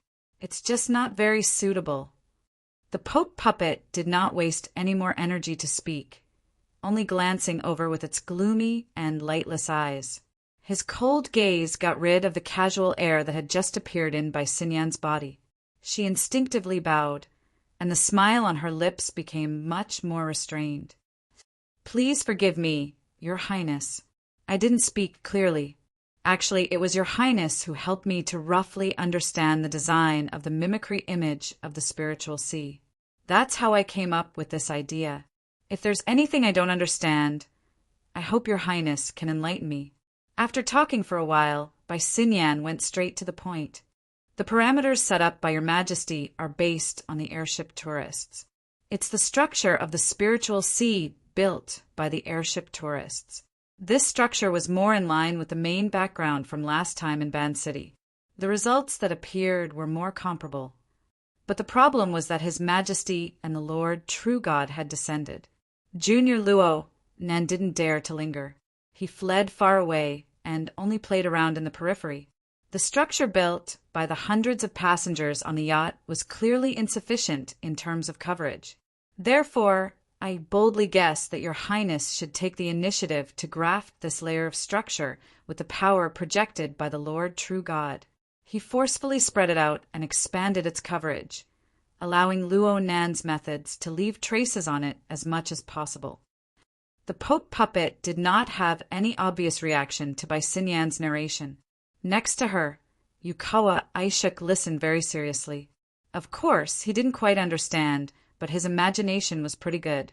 The scene of the Pope spreading out a thick pancake and sending it to the true God's hands to spin in circles or cast a net to catch fish appeared in his mind. That was probably what it meant. The Pope didn't object. That meant he acknowledged it. Wait a minute. Weren't Yukawa Aisuk and the others also passengers on the airship? In other words, they were also part of the ingredients for this pancake? Bai Xinyan seemed to have heard his thoughts as he let his imagination run wild. She tilted her head and smiled. "Yes, the distance between us and Professor Luo is much closer than we imagined. It's like an oil slick on the surface of the water or a fly sticker." Yukawa Aisuk's expression was a bit stiff. He turned to look at his head bodyguard. Kitano Sakuto stood upright like a wooden stake. Yukawa Aisuk could get his answer from this guy's reaction.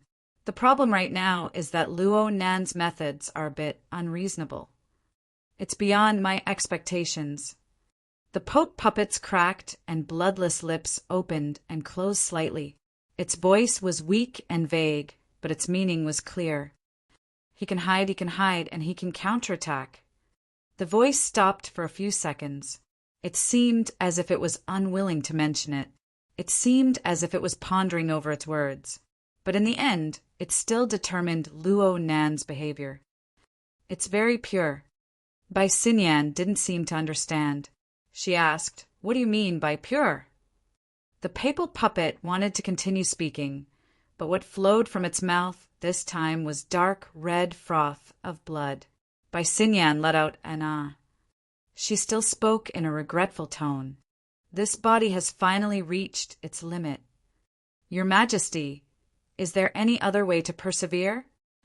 As soon as these words left her mouth, Bai Xinyan immediately received a dozen gazes from all around her, especially the bodyguards who were trying their best to hide in the shadows. They looked like they were about to collapse. The problem was that their wills were never taken into consideration. That included Bai Xinyan. In the next second, an indescribable shadow filled the eyes of everyone in the first-class cabin. Yukawa Aishuk felt as if he had taken a step into the shade of the branches and leaves under the sun. To be more precise, he himself was part of the shade. He faced the blazing sun while weaving the shadows. Everyone in the first-class cabin was probably doing this. This shade was not meant for them to enjoy. The Pope puppet was completely motionless. Having used up its last drop of blood essence, it had completely turned into a dried corpse. Meanwhile, the Pope's will, which had borrowed the existence of its corpse, conveniently entered the tree's shade.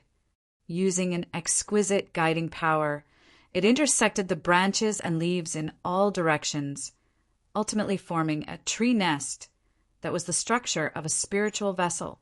A wonderful feedback came. Yukawa Aishuk suddenly realized that he had a bit of the ability to communicate in the mental realm. This ability was undoubtedly given to him by the Pope. It was also decided by his current state. In the end, the Pope switched to the mode of mental projection. This time, there was no one to act as a power bank. It was probably because the same method was not suitable for a third time. He could only settle for the next best thing. Thus, everyone present, including Yukawa Aishuk, became the framework of the so-called tree nest. As for what the tree nest was, not many people understood. It was because it was a construct on the mental plane. According to Yukawa Aishuk's understanding, the Pope used the magnetic fields of their lives to build a temporary nest or safe haven. This provided the conditions for a weak consciousness to stay in space. No one knew the specifics of the situation. Only one thing was certain. The Pope's consciousness could directly appear in their minds, turning into images and sounds to achieve communication. This is a mental technique, but it is not used on the emotional level of Yukawa. Instead, it comes and goes, directly affecting the space-time structure. The Pope seamlessly continued his previous evaluation and analysis of Luo Nan. This was an explanation for purity. Yukawa Aishuk should not have understood this. But in this tree nest shadow state, he muddle-headedly understood a lot of conceptual knowledge. He also possessed the ability to make preliminary analysis. It was as if there was a built-in AI operating. Because it was purity, it broke away from the level of the Pope's design. Although it would still have an impact, this impact was no different from the impact of nature's wind, rain, thunder, and lightning. It was practically impossible to capture Luo Nan's special interference mode through the sea of consciousness mimicry. In other words, the Pope's plan was ruined. Yukawa Aishuk seemed to have split into two sides. One side had the normal thoughts of a mortal, and the other floated on the supernatural plane. He did not even have the time to fear before he was pushed forward by the surging pressure of information. He could only do his best to adapt to his current state. The Pope was still communicating with Bai Xinyan. It's still useful. At least we know the upper limit of Luo Nan's level. He's much stronger than expected. And we also know that Luo Nan's forte is not in making a fuss over people's emotions. Instead, he bypassed the path of controlling other people's fates and entered the domain of pure configuration design, especially space-time configurations. It's still related to the situation in Band City. Without the restrictions of the material plane, the Pope was a lot more talkative. And it was the exquisiteness of his words that made Yukawa Aishuk think, I wonder how Luo Nan feels when he's being studied by an extraordinary? Amidst his thoughts, Yukawa Aishuk suddenly felt that the sunlight behind him had suddenly become extremely hot. At the same time, his fleshly body also captured a new wave of lightning and thunder. This made him understand. Becoming a tree nest, embedding itself into the mental framework, meant that it was closer to the battlefield. In a trance, a part of Yukawa Aishuk's consciousness was thrown into the depths of the hazy void. He touched upon the ever-changing battlefield of the true God and Luo Nan. Even though his brain was now implanted with the AI, he was still unable to experience the exquisite details.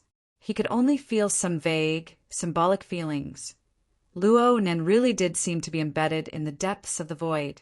It was like the hidden chain lock of a precision machine. When it twisted and turned, there would be some deformation inside. But on the outside, it was always in a stable and smooth state. It satisfied the psychological instinct of people to pursue order. Not only did it conform to people's psychology, but it also conformed to the laws and principles of the world.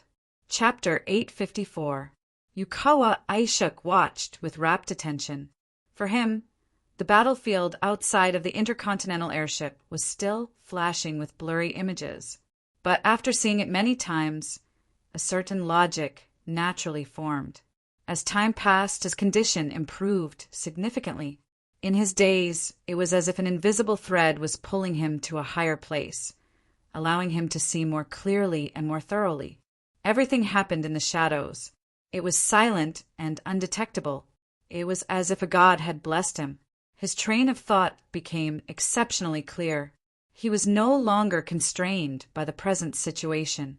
He made some expansions and extensions. He felt that a true god's method of pursuit was like a dragnet. Luo Nan was like a fish in the net. The dragnet itself was very large. There was a certain amount of space for movement. The mesh was not small either.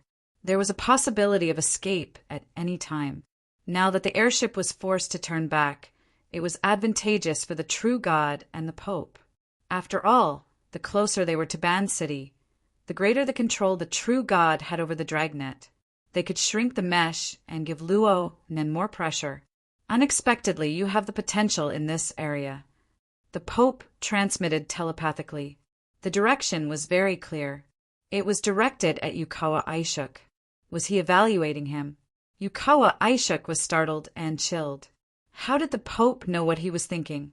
Well, it must be because of this damned tree nest. For an extraordinary like the Pope, it was not a big deal for him to use methods like mind reading.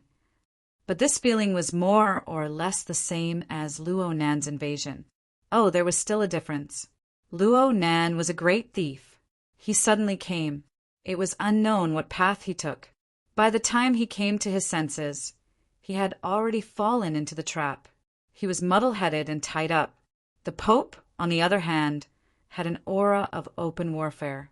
It was as if it was a matter of course. I came in and stayed. You do whatever you want. I just stared at you. The degree of perverseness was even. Cough! Yukawa Aishuk cut off his thoughts. He did not dare to think too deeply about it. He forced himself to think about positive issues. For example, that evaluation. In the field of ability users, the Pope's words were more or less the same. Could it be that he really had talent in this area for this person to think highly of him? He had seen too much and thought too much. He was getting a bit carried away.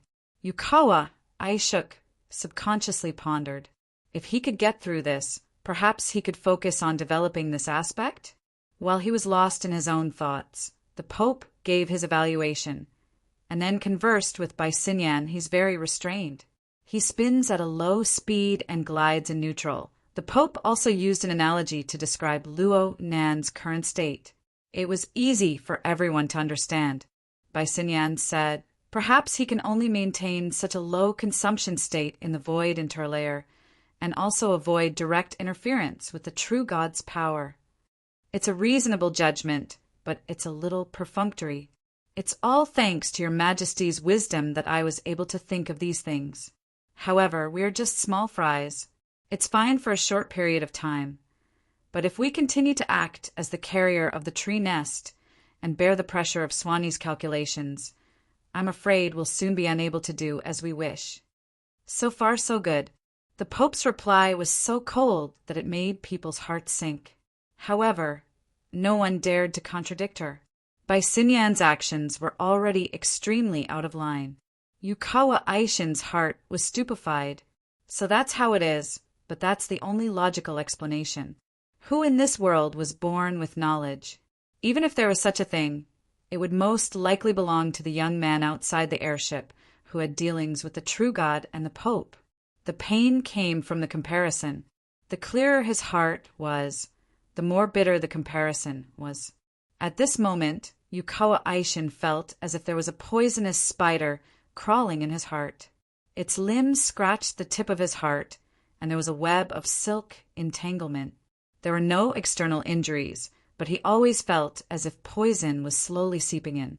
It was extremely stifling, but in this current state he could not help it.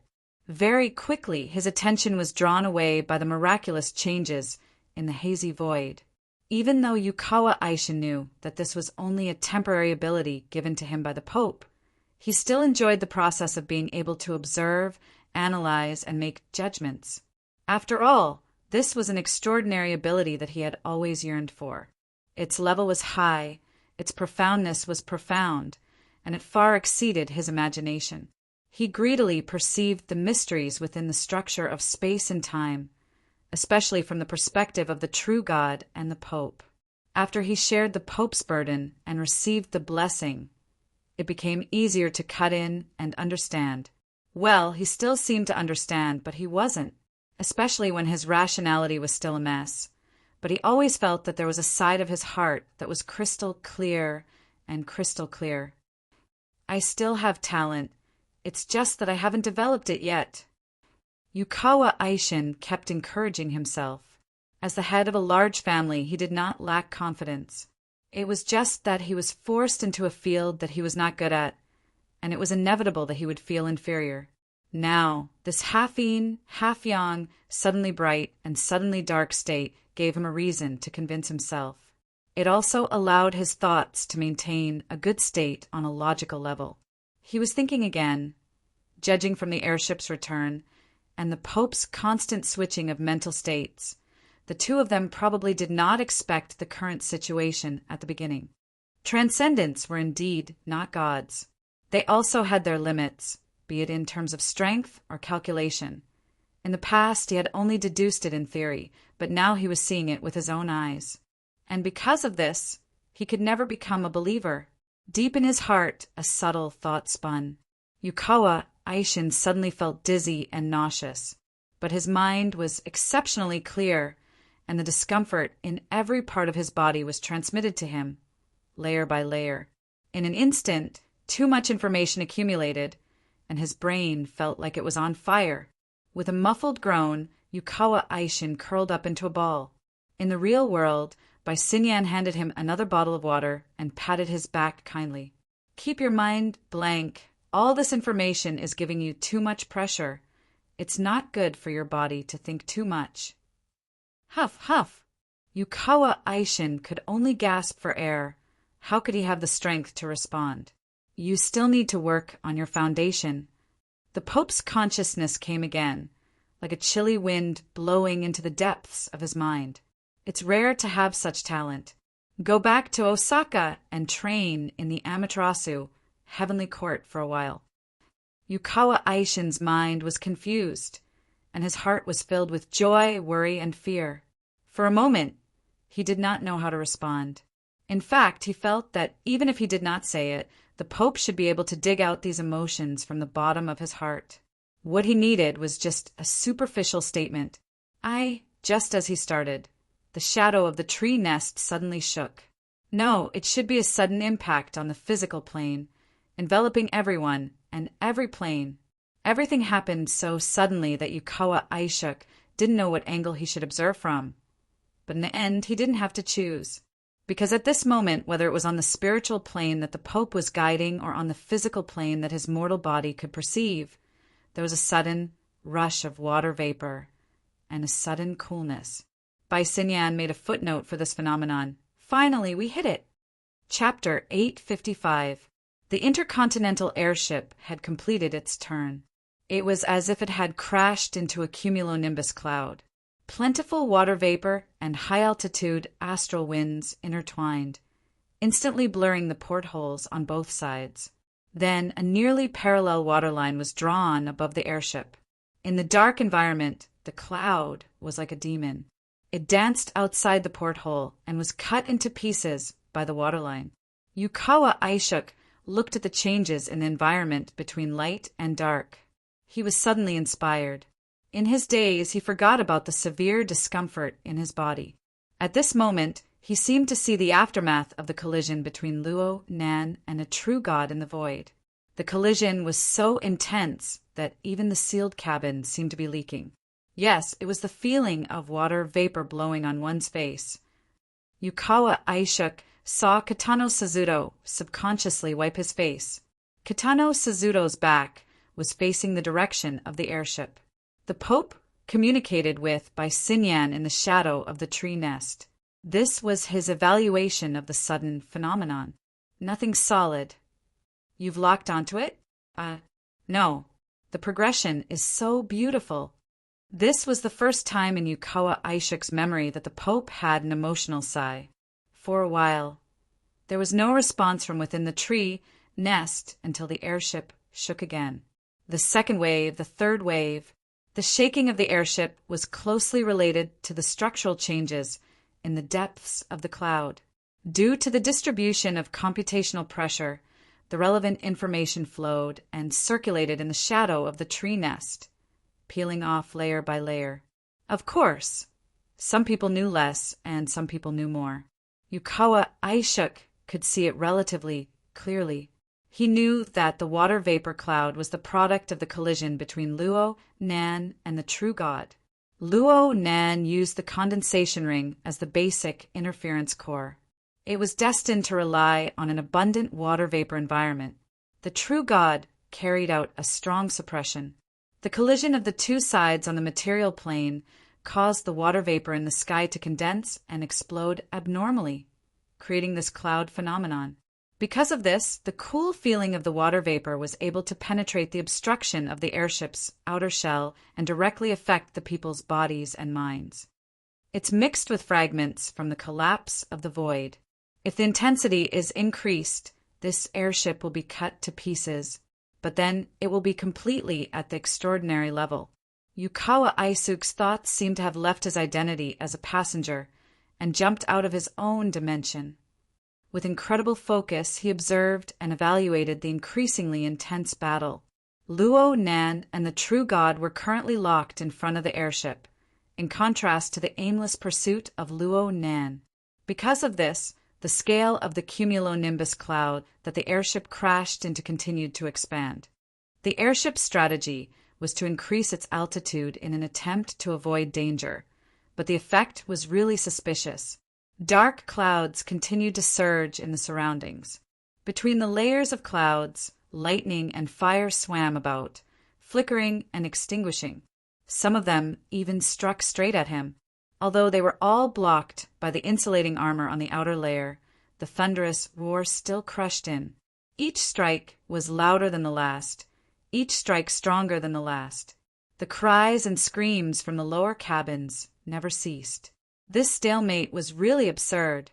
According to Yukawa Aishuk's observations, the true god should have locked onto Luo Nan's relative position. It was relative to Luo Nan's current functional region within the space-time structure.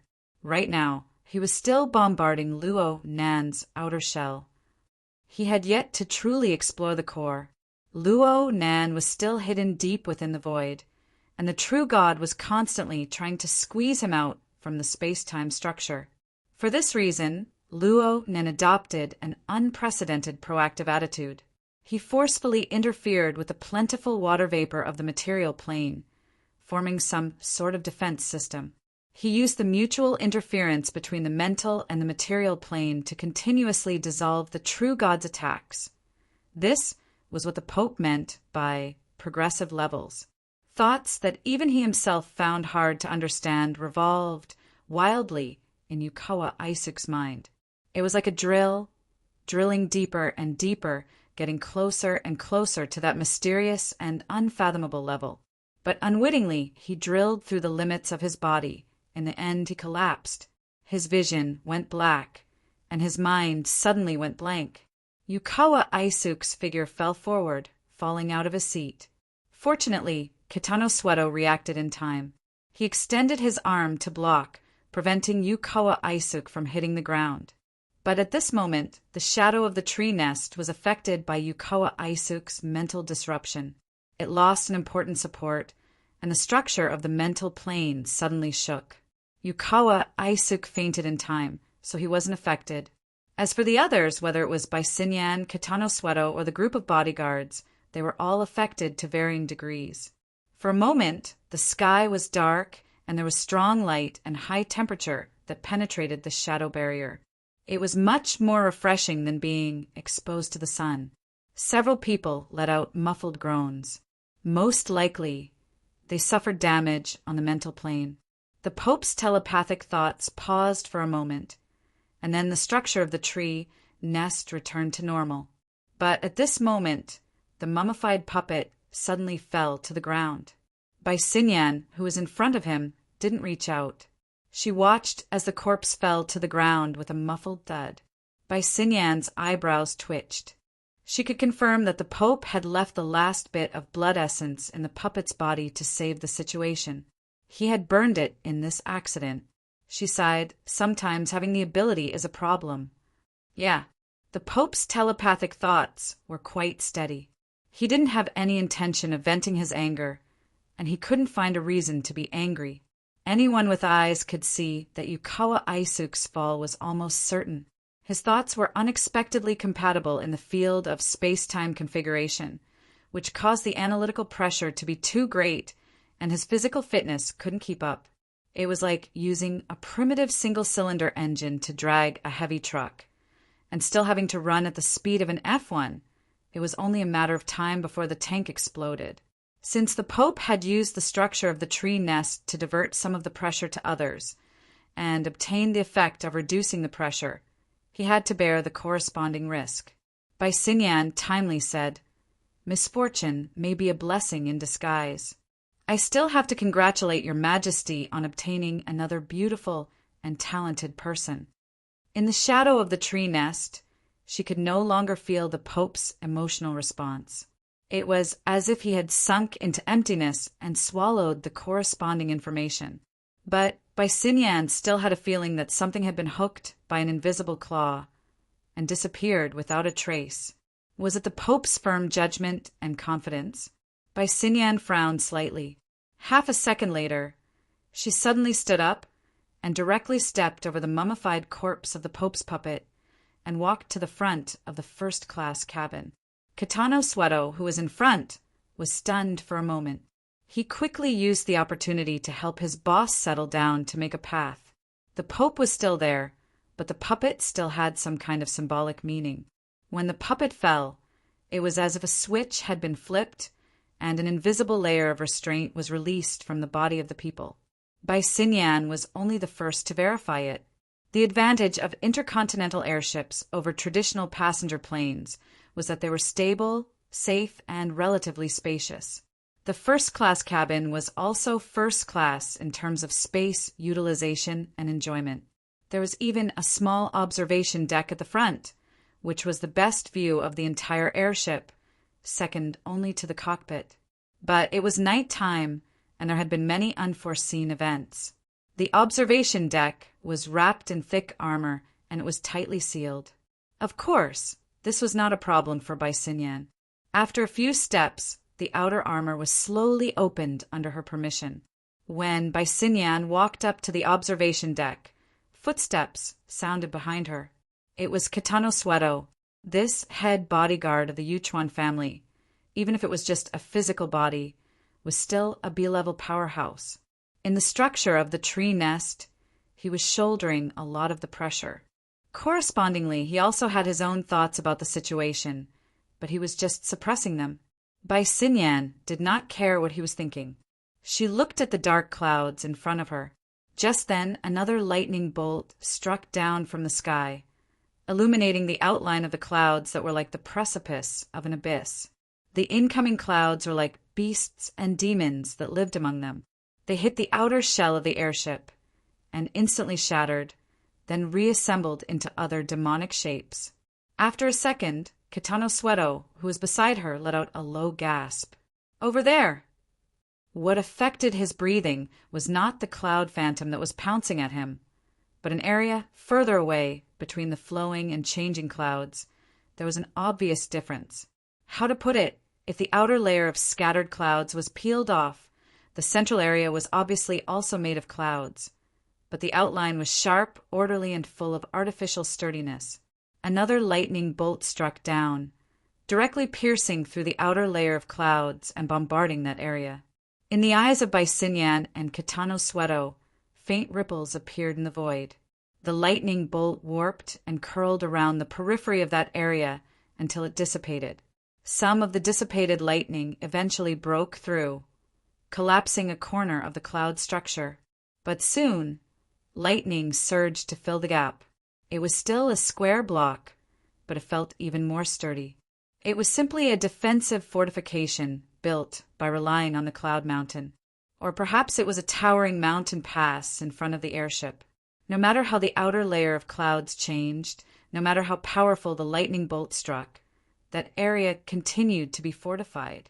It gave people the feeling that if the airship were to collide with it, it would most likely be smashed into smithereens. A fortress of the ring of Bloodwill.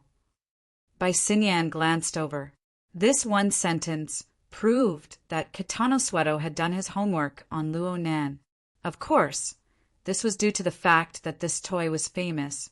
It only existed in the circle of ability users in Xia City. It was a marvelous configuration design that spread through all sorts of channels. If it were projected onto the plane of reality, it would probably look like this. Baisinyan did not object. She just muttered, "The Ring of Blood will fortress?" The two of them spoke one after another, but before they could really communicate, a strong light suddenly burst out of the gloomy and gloomy clouds. In the blink of an eye, it surpassed the level of lightning. The light was as dazzling as the sun, but it did not follow the trajectory of the sky at all. Instead, it fell straight towards the pass ahead. At this moment, the cumulonimbus clouds with abundant water vapor seemed to have been ignited. Chapter 856. Under the strong light, Baisinyan and Kitano Sueto squinted their eyes. The cloudy void in front of them had turned into a giant steamer. Everything was blurred and distorted in the steam, including the pass in front of them. However, the pass area was somewhat out of place with the overall environment. It had a certain degree of resistance, so when the falling sunwheel smashed down, there was a slight deflection.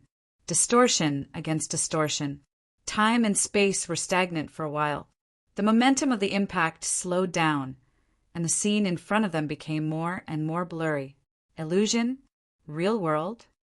Kitano Sueto was a typical physical type of person. As long as any supernatural situation did not really affect him, he would be suspicious. He still did not hear Baisinyan's answer. As for the Pope, the moment Kitano Sueto's mind hooked with the madam, he suddenly felt dizzy. His feet seemed to have lost their support, and he felt a strong sense of falling. As a physical type of person, maintaining balance was a natural ability. Kitano Sueto subconsciously exerted strength in his waist and abdomen, but the feedback from his body told him that he was still standing there, very straight and stable. What was really out of balance and falling was his soul. A blinding light shone in. This time it was hard to tell whether it was from the real world or the spiritual stimulation. It intertwined with the shadow structure of the tree nest, forming a sacrificial furnace that ignited all the soul power involved. At this moment, the tree nest structure extracted the soul power of Kitano Sweto and the others, and used it for other purposes. It was most likely to coordinate with the attack of the falling sun wheel. This was not surprising at all. Kitano Sweto was not a fledgling. The Pope used the tree nest to include all of them in the spiritual structure, so there must be a deeper consideration. Compared to the usual actions of the Amaterasu cult, what they did today was considered a relatively peaceful one. After all, he was a level B physical type. Although his soul power was not his forte, his foundation was solid, and he was full of vitality. This wave of absorption would not cause serious damage. At the moment, he was only short of breath and dizzy, but his mind was still clear. While he was checking his own condition, the violent vibration transmitted from the void in front of him ran over the tempered glass of the viewing platform and pressed on his chest. The vibration was transmitted from his chest to his brain, so much so that his lips and teeth were numb. He instinctively raised his head, but his vision was dark. It had nothing to do with the blood supply to the head. Instead, in the distant burning cloud, the falling sun happened to have an extremely obvious contraction, and its light was clearly dimming. As the light and darkness changed, the distortion of the void increased dramatically. Kitano Sujito could no longer see anything with his naked eyes. All he could see was the accumulation of complex colors. However, between the real thing and the illusion, there was a vague network that extended in the vast space. Kitano Satoto captured the most intuitive outline. It was like a towering tree with branches on top and roots on the bottom. Half of it was visible, and the other half penetrated into the endless void. It also directly interfered with the structure of time and space. The sun wheel that ruled over the changes in brightness and darkness in the sky was also inextricably linked to the outline of the veins. Great divine treasure of the Fusang divine tree! Any ability user in Ban City could guess this answer based on their instincts. But what was special about Hoshino Sujito was that his spirit and perception could follow the veins of the roots in the void and explore into a level that was unimaginable in the past, allowing him to see the most intuitive details. Am I also talented in the structure of time and space?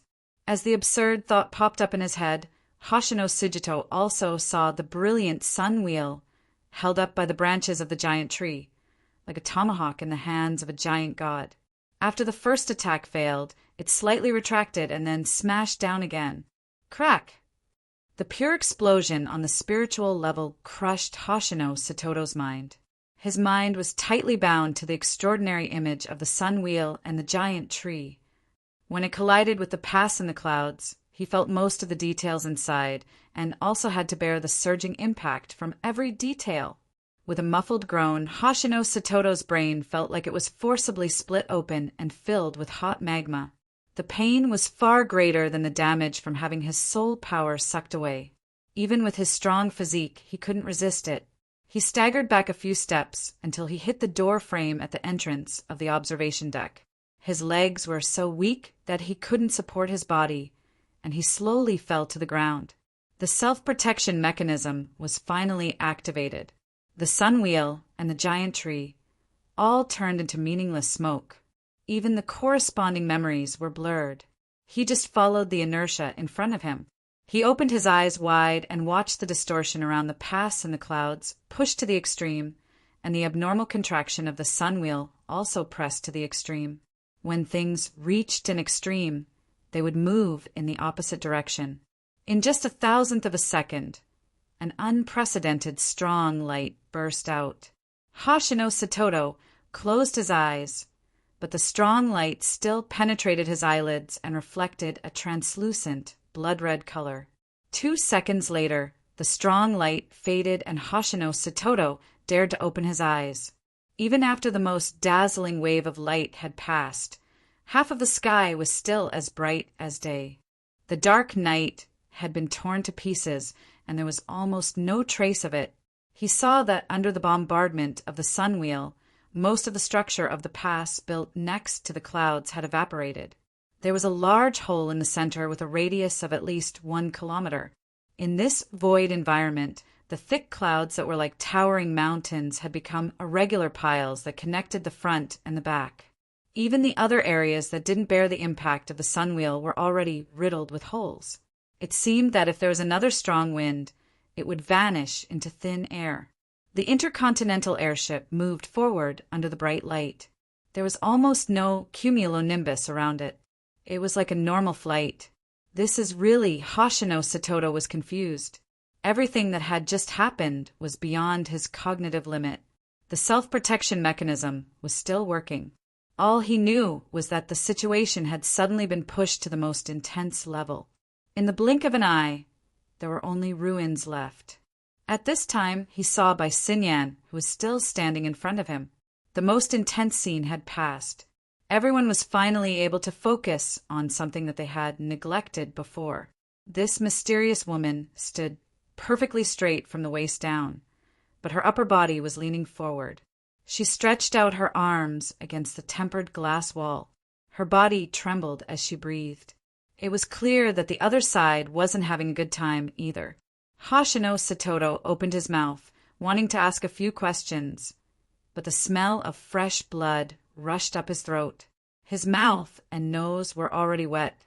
The relatively weak capillary network had nearly burst clean. He choked and coughed. Blood sprayed everywhere. He was in a sorry state. Bai Xinyan must have heard the cough. She exerted some strength in her arms and turned around to look.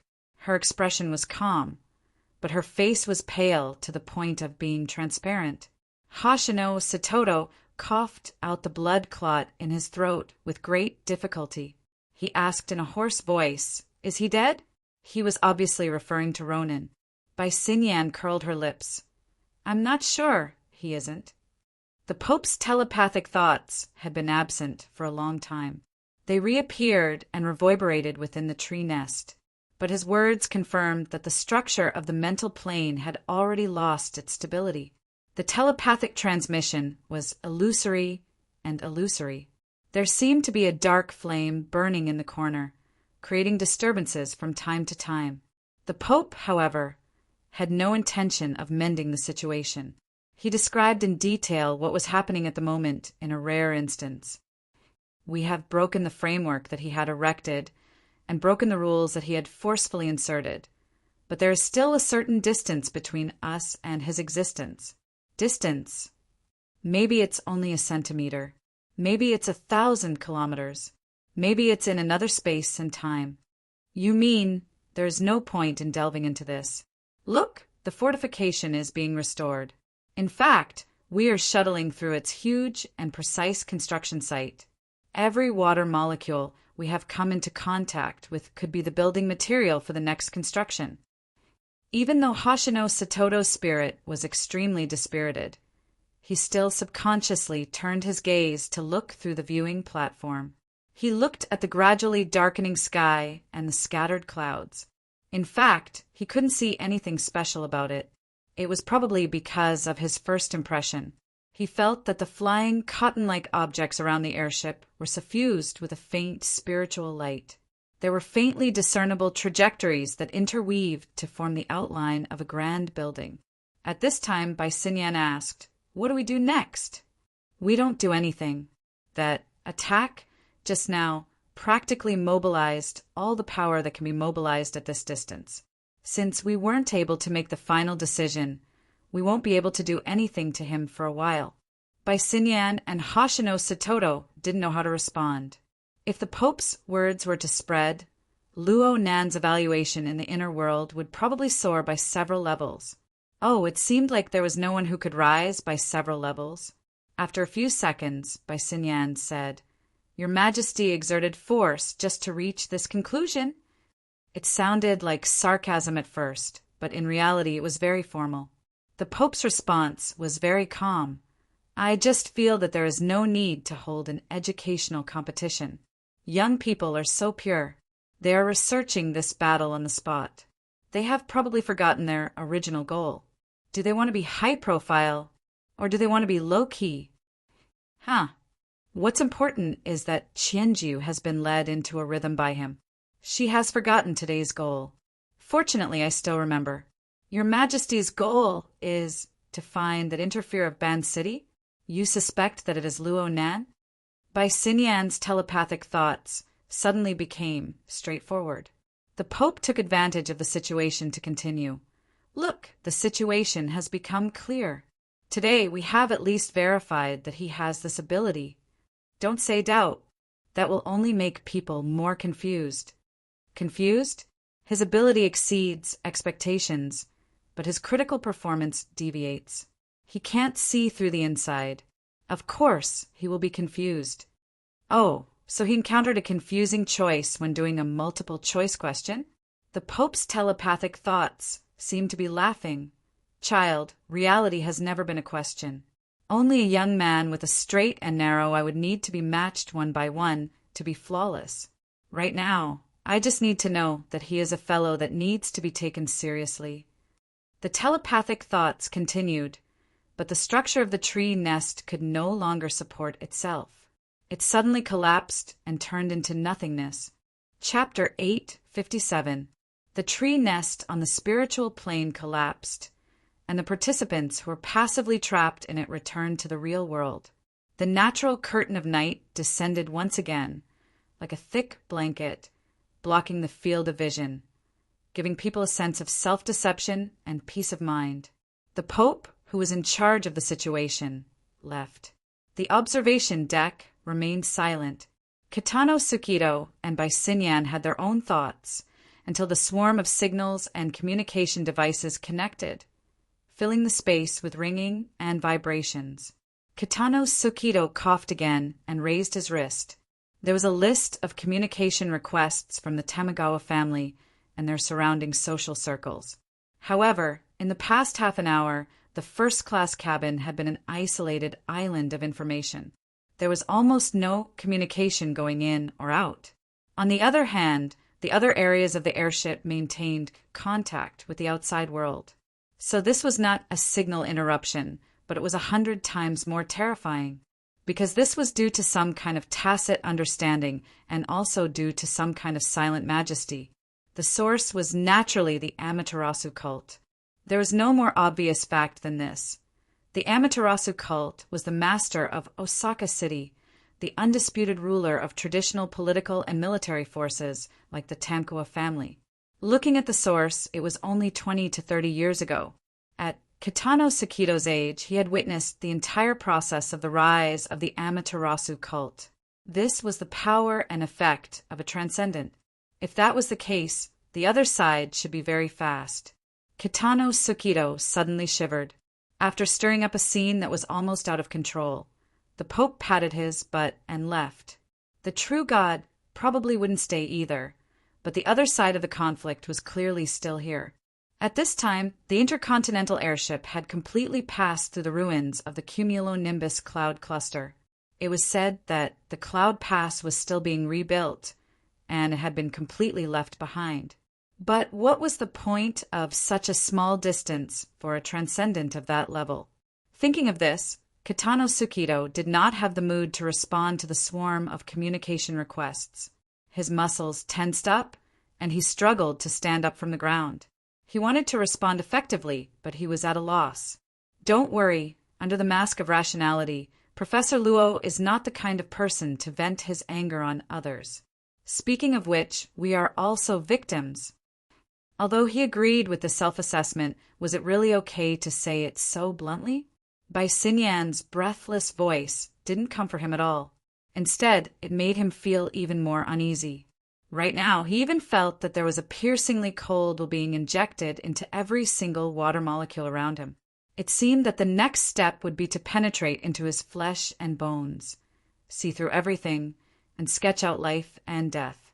Professor Luo could definitely do it. Subconsciously, Kitano Sukido put a hand on his chest, hoping to stabilize his abnormal heartbeat. At the same time, a faint light appeared before his eyes. It was Bai Xinyan opening the virtual workspace. What was shown in the work area was work. TSK, such a thing has just happened, and yet you're forcing me to sign it without any consolation. How cold-blooded and foolish. It turns out that I'm surrounded by a nest of giant lizards with only their cruel nature left. What? Actually, Kitano Tsukito wasn't sure if Bai Xinyan was talking to him, but it felt better to chat at this time. While Bai Xinyan was operating in the virtual workspace, she refuted. It's already like this, and you still want to stir up trouble in Osaka? Of course, I refuse. Kitano Tsukito opened his mouth. He felt like he was watching a stage play. Bai Xinyan's expression and actions were on point, but there was a strong sense of deliberate intent, as if she was purposely putting on a show for someone to see. It was really a satirical play that made people unable to laugh. At this time, Bai Xinyan had finished her work. She turned around and kindly continued to comfort him. Mr. Kitano, it's almost over. Look at the two of us. One is a bodyguard, and the other is a kept woman. We both have masters to serve, and from time to time, we have to expand our service scope. Our lives are already so hard. Why do we have to think about things outside of our duties? What King Sugar Daddy. Finally, Kitano Tsukito remembered that this was an analogy that Bai Xinyan had used when she was talking to Yukawa Aishuk. In fact, it was still an analogy. Yes, we just have to be loyal to our duties. Kitano Tsukito bowed to Bai Xinyan, and his gaze landed on the first-class cabin behind the observation deck. Right now, the first-class cabin was a mess. A group of bodyguards had survived the disaster, but their sole power had just evaporated. Each of them looked like they were in a daze. Yukawa Aishuk was still lying in the aisle, and the almost forgotten Shanbei Xiaohui was still there. This was a situation that required a lot of effort to clean up. Then again, compared to other related situations, this might be the easiest to clean up. Kitano Tsukito began to busy himself with the aftermath. During this time, communication requests from the outside world continued to come in. These requests came from all sorts of directions, but their focus areas were highly overlapping. Thus, a series of high-frequency words were formed. The Amaterasu order, the Pope, the true God. These words were definitely inescapable, but they would always add some evasive modifiers. In comparison, another word was much more direct. Luo Nan, Luo Nan, Luo Nan, buzz buzz buzz. It's weird. Luo Nan floated under the water of Beishan Lake. A strand of his consciousness was anchored in the clouds 1,000 kilometers away. Doing two things at once was no big deal for him, but there was still some pressure when it came to analyzing and designing the space-time configuration. He needed to be more focused. At least half of Luo Nan's mind was still focused on the moment when the sun wheel descended and bombarded the pass in the clouds. He watched as the sun wheel jumped out of nothingness, crushed the obstruction of the space-time structure, and smashed down on his head. It was just like in a war game, when an exploding fireball was about to hit the player, and then the game was over. Strictly speaking, the game had already been reread once. Luo Nan's game character, the space-time bubble he controlled, had already collapsed. It was like this for a moment. The key to the impact of the falling sun wheel was not the impact. The fatal killing move originated from the instantaneous explosive distortion of the surrounding void environment. The space-time structure was illusory, yet thick, empty yet tenacious. But it could still deform in the end, especially when the power of an extraordinary detonated the turbulent tsunami of the abyssal region. Then it interfered with the material plane and focused on the instantaneous explosion. The powerful distortion had already touched upon the plane of laws. It squeezed out all the redundancy in the space-time structure. Luo Nen couldn't even muster the thought of resisting. He could determine that if he forcefully digested the instantaneous explosive power, the space-time bubble would certainly not be able to withstand it. The pressure would inevitably return to his body. The sandwich domain was fine, but the exoskeleton frame was already damaged. It would most likely not be able to withstand the pressure. So Luo Nen let it happen. The space-time bubble collapsed, but the net's core, which had been pouring into the void, was still preserved. Luo Nen quickly reconstructed on this foundation. There was a gap of about 2 seconds between the collapse and the reappearance. It was short, but for the true God and the Pope, 2 seconds was enough to explain the most crucial problem. The space-time bubble was highly suspicious in its nothingness. "I made a mistake." Luo Nan admitted that he had avoided direct damage in that instantaneous collision, but he had also lost his strategic target. He had allowed the true God and the Pope to see part of his bottom line, which would inevitably cause him to be passive. But who would have thought that the true God and the Pope, two extraordinaries, would actually join hands to deal with a junior like him? That's right. The attack of the solar will descending had the true God providing the output and the Pope controlling it. The two extraordinaries had synchronously controlled the propping mulberry tree's great divine treasure system, giving Luo Nan a head-on blow. This blow had shattered Luo Nan's disguise. It had also forced him to reveal the level of his ability. It had made him expose, or at least partially expose, his strategic intent. The following problems would certainly be very thorny. But then again, the true God and the Pope had exposed a lot of information in that moment, especially the Pope's tree nest structure. It used Yukawa Aishuk and the others as fulcrum and fuel. Admittedly, it saved quite a bit of strength, making it possible to strike a thunderous blow from over 1,000 kilometers away. But at the same time, he had also given Luo Nan a chance. This allowed the altar's spiderweb, which had been laid out earlier to probe into the human heart, to seep in. Similarly, Yukawa Aishuk and the others acted as fulcrum, as well as a medium and channel. The subjective perspectives and operations of the true God and the Pope during the pursuit and the solar will descending attack were transmitted back, one after another. This was an exquisite operation built upon the level and train of thought of extraordinaries. It was built upon the foundation of the propping mulberry tree's great divine treasure system. Even if Luo Nen had been in the game, he would not have been able to experience this level of detail by relying solely on Yukawa Aishuk and Kitano Suzuto. However, Luo Nan had borrowed the altar's spiderweb to integrate various perspectives. He had cleverly increased the precision and sensitivity of these detectors. He had discarded the blurred, distorted, and exaggerated impressions, forming a stream of information that was like a high-definition video. He could even play it frame by frame and study it over and over again. There was no more beautiful replay than this. Also, Luo Nan felt that he needed to reevaluate the effects of the Daydream Nightmare incident. It was precisely this early investment that allowed the breadth and depth of the altar's spiderweb to grow explosively. If it weren't for the need of today's actual combat, Luo Nan would not have known that 99% of the passengers on the intercontinental airship had already been pulled into their homes by the spiderweb. It was just a matter of how deep the spiderweb was, just how many of them would be needed in the entire world to analyze the situation on the airship. As the spiderweb was spread out, the Wraith sign clearly became more and more accustomed to this world. In the past, the human-faced arachnid was fine when it was in the abyss region of the polar domain. But once it sunk into the material plane and probed into the sea of consciousness, it was absolutely impossible to hide from extraordinaries. Some keen psychic ability users were able to sense it. But now, the altar's spiderweb was universally connected. It had practically become a part of the hearts of the entire world. Its concealment ability had become inconceivable. Who didn't have a dark corner where the web had gathered dust? It was just a bit noisy. Chapter 858 By Sinyan, you scheming be *TCH. You've gone too far. The long-awaited instructions came back, and Captain Jimmy's mentality completely collapsed. He roared as he kicked the chair in front of him, and his arm almost hit the nose of the SCA's Minister Dane. His entire body had turned into a terrifying storm.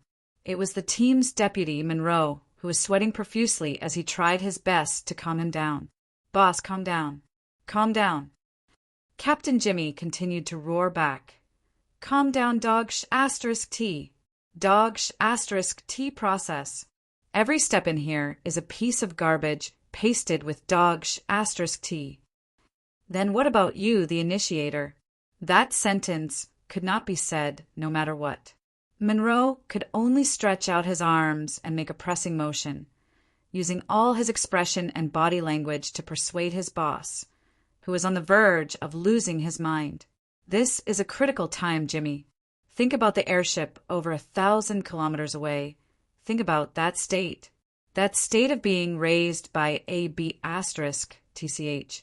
That Blackheart salt is doing this on purpose. This is a shady deal between her and the Blood Flame Order.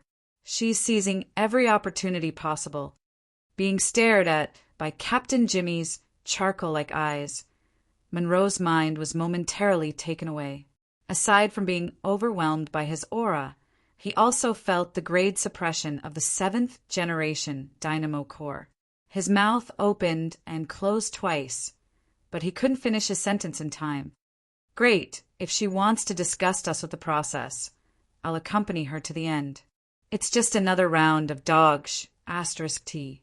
I'll report the new discovery to the East Asia Department. Are you deaf? Memory loss? You didn't even record the large piece of intelligence analysis just now? If you want me to collect your salary on your behalf, I'll break your spine as a thank you gift.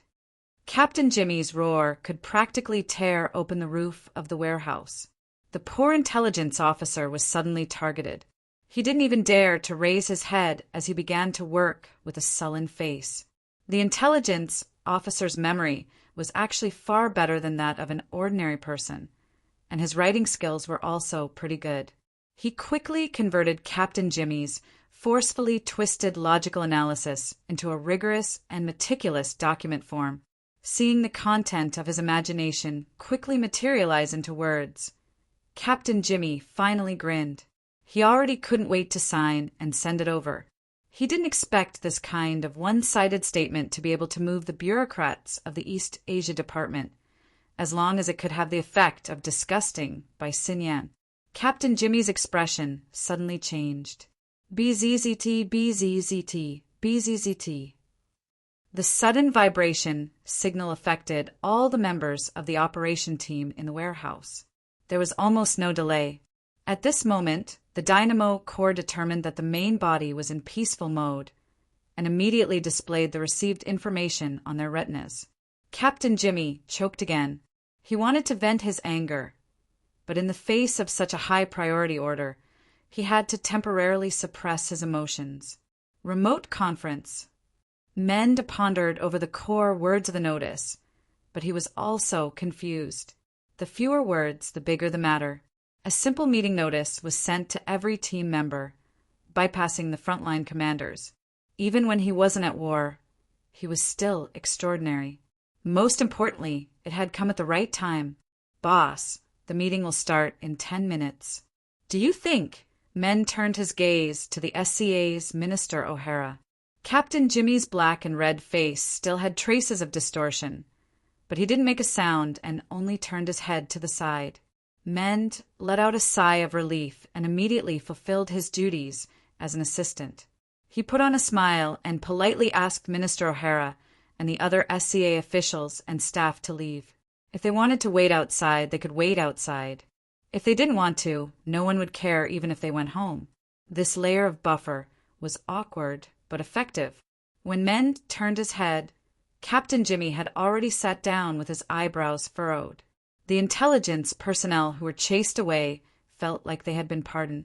They focused on adjusting the remote channel and preparing for the meeting. Video conference, reality conference, tactical conference. After a quick exchange, the emotions of the operation team members in the warehouse were much more relaxed. They weren't unfamiliar with this kind of situation. As the new generation of burners equipped with the 7th generation dynamo core and operating the latest Deep Blue platform, they were originally expensive experimental subjects. They were deployed all over the world to carry out various missions in order to continuously send back experimental data to support subsequent research. On a more realistic level, They also needed to form a brand new tactical system based on the new platform. It had already become a habit to have a tactical conference every 2 or 3 days to exchange experiences. Things like tonight, which consumed a large amount of resources to achieve the effect of long-distance reality communication on a global scale, only proved the importance of this conference. Captain Jimmy needed to carry out this conference as a tactical command. Everyone in the warehouse became busy. Have the surveillance personnel been withdrawn? In position in 4 minutes. Warning system activated. Inspecting mental link. Link node clear. Group synchronization rate at 97%. Connecting to mirror image 1 network. Connected. Two-way synchronization initiated. Environmental interference index normal. Captain Jimmy glanced at it and saw that the interference rate was floating around 2%. This rate was very low and had no practical value. However, it was already a relatively ideal state for long-distance communication. If it was a requirement for actual combat, it would be at least 10%, which was probably the standard of the previous version of formatted space. Their operation team's record was 47%. As for the laboratory environment, the highest record was a heaven-defying 70%, which was said to be able to kill even extraordinaries. Frankly speaking, up until now, Captain Jimmy wasn't particularly proficient in this kind of combat style. The laboratory, on the other hand, was thinking of all kinds of ways and opportunities to deepen the impression of this batch of experimental subjects. Reality information loading. Countdown to login. 3, 2, 1. The archetype format symbol that represented the transfer to virtual reality appeared and instantly enlarged. When the tetrahedron inscribed and circumscribed spheres expanded to the limit of vision, the emptiness of the central region opened up. The astral winds and clouds in the sky wrapped in the boundless dark curtain of night and rushed towards them. This might be a real scene, or it might be a completely virtual product. Captain Jimmy habitually moved his limbs, but the low interference rate and emptiness made this movement meaningless. He gave up on the warm-up and turned to look around. His operation team had finished assembling and was now in this airspace. In other directions, figures appeared one after another. Most of them were familiar faces. They were all burners who carried the Apocalypse experimental 7th-generation dynamo core. Director, Yen is over there. Captain Jimmy quickly saw that their true leader, Yen Yongbwa, who was known as the pioneer among burners, was not far to the side. He was a gloomy and paranoid guy. More importantly, his authority over the dynamo core was 1 level higher than most of the people here. Whether it was public or private, Captain Jimmy had to go and greet him. Hold on. Men stopped him for a moment, indicating for Captain Jimmy to observe Yen Yongbwa's expression. I'm afraid he's not in a good mood. Oh! Virtual reality allowed everyone's external appearance and expression to obtain a high degree of restoration. It could be seen that Yen Yongbwa's bad mood was already visible on his face. His face was ashen, clearly indicating that others should stay away. Captain Jimmy was also in a state of violent rage a few minutes ago, but when he saw Yen Yongbwa's expression, he suddenly felt that it was better to calm down a bit. Discussing their superiors was everyone's common hobby. Jimmy and men were no exception. I remember that he was in a good mood a few days ago. He was waiting to watch a good show. It's an auction. He's waiting for Professor Luo to make a fool of himself. TSK. The two of them understood. It was at this time that a clear graphic presentation appeared in the night of virtual reality. It went straight to the point, informing everyone of the topic of this conference. Nature of the conference. Tactical seminar. Objective of the conference. Conduct an analysis and research on atypical extraordinaries and formulate a targeted tactical plan. Case reference. Intercontinental airship attack and defense battle keywords. Luo Nan, True God, Pope of 100 Collections configuration. The night sky slightly rippled, and in the next second, an airship appeared in the clouds below. The airship indicator light attracted the gazes of most of the participants. Buzzing sounds of discussion arose. Since this was a tactical seminar, the public channels were all open. The participants who entered virtual reality could use voice, text, images, and even telepathically to communicate with each other. Everyone's information network was quite well informed. They were all very sensitive to the focus of the event. Wow, they really are up to date. The real scene is transcoded. It's not a simulation. Is this first-hand information? Where did it come from? Look at this perspective. It's a mosaic of satellite images. How many satellites did they call over? Then what do you think of this close-up view? The emotions and curiosity of the participants were quickly squeezed out by the fast-paced, high-intensity conference. In reality, the vast majority of meaningless exchanges were suppressed to the point where they disappeared without a trace by the time the demonstration advanced to the stage of the chase between the true god and Luo Nan. And when the grand scene of the sun wheel descending and the cloud pass shattering arrived, everyone was already dizzy from the dazzling scene and the enormous flow of information. Captain Jimmy was one of those who were dizzy. The entire process was played once in less than half an hour. The edited version was played at least 20 times, and the key joints were emphasized over and over 200 times. He was still dizzy even when he returned to the real world. His left eye was the sun, his right eye was lightning, and his brain was full of the cloud pass that was being assembled, burst apart, and then pieced back together. What the hell are they talking about? Yeah, most of it was just guessing. Men's effect of listening to the lecture wasn't much better than Captain Jimmy's. Of course, there were explanations in the real scene demonstration, but there were configurations on the left, configurations on the right, and some space-time structure in the middle. The storm of the gully region, coupled with the chaotic and complex structural analysis of the cloud pass, was completely directed in the direction of evaporating one's brain juice. Captain Jimmy was baffled. If one had to consider all these messy things during battle, how would one fight? Perhaps it was because of this that he was holed up in the operations team as a squad leader. But come to think of it, those who had a higher status and authority than him might not be any better off today. The information vibrated over. He glanced at it and felt a little dizzy again. F***CK. Those people from East Asia Institute. This is good. Mend was baffled. What's wrong?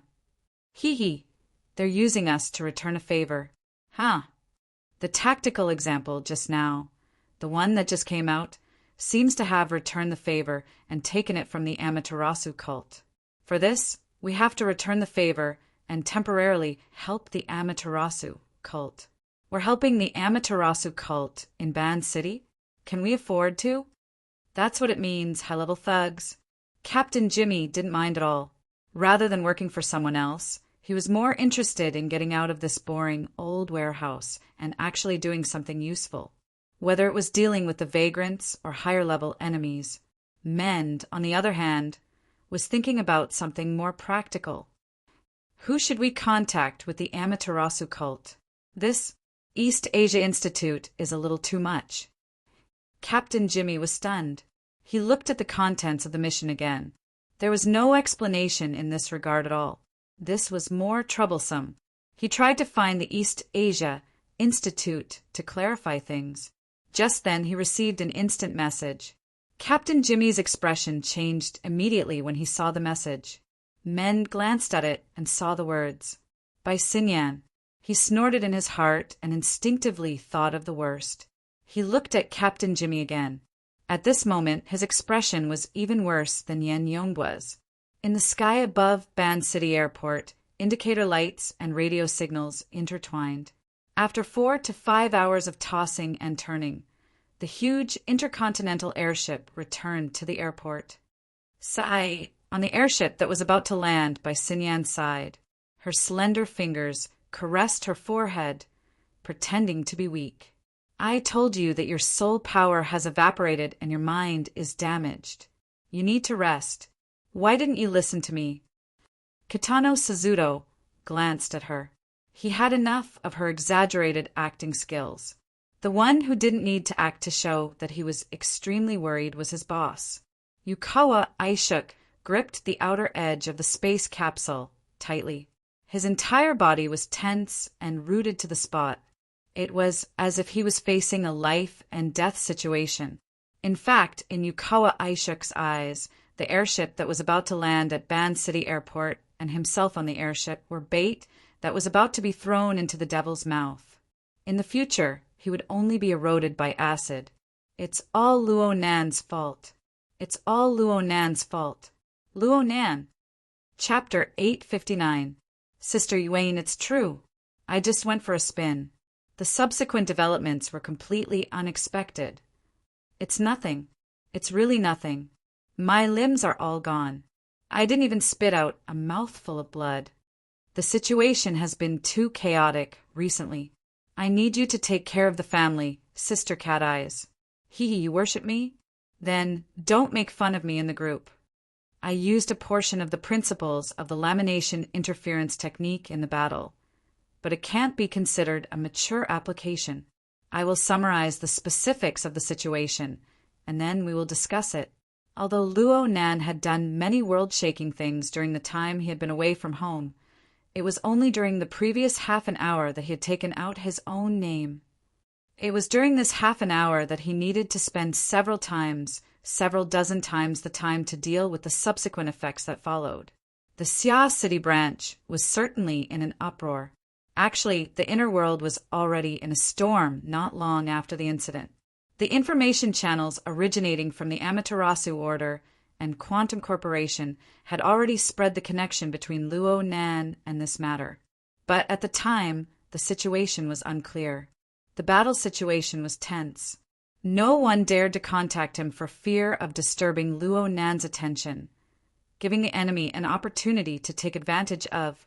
The group of people were scared witless. They did not dare to casually send messages until the end of the battle. Luo Nan still had a conscience, or perhaps it could be said that he had a guilty conscience. He took the initiative to leave the silent state of communication and find Yuane to explain the course of events. This caused a second explosion in his circle of friends. Luo Nan spent a bit of time communicating and explaining to his family and friends in Xia City. This was not difficult. Let's not talk about the reason. Everyone understood his current situation. They respected his choice and strength. They would not drag him into asking questions. The true trouble was outside of his network of connections. Luo Nan, Luo Nan, Luo Nan.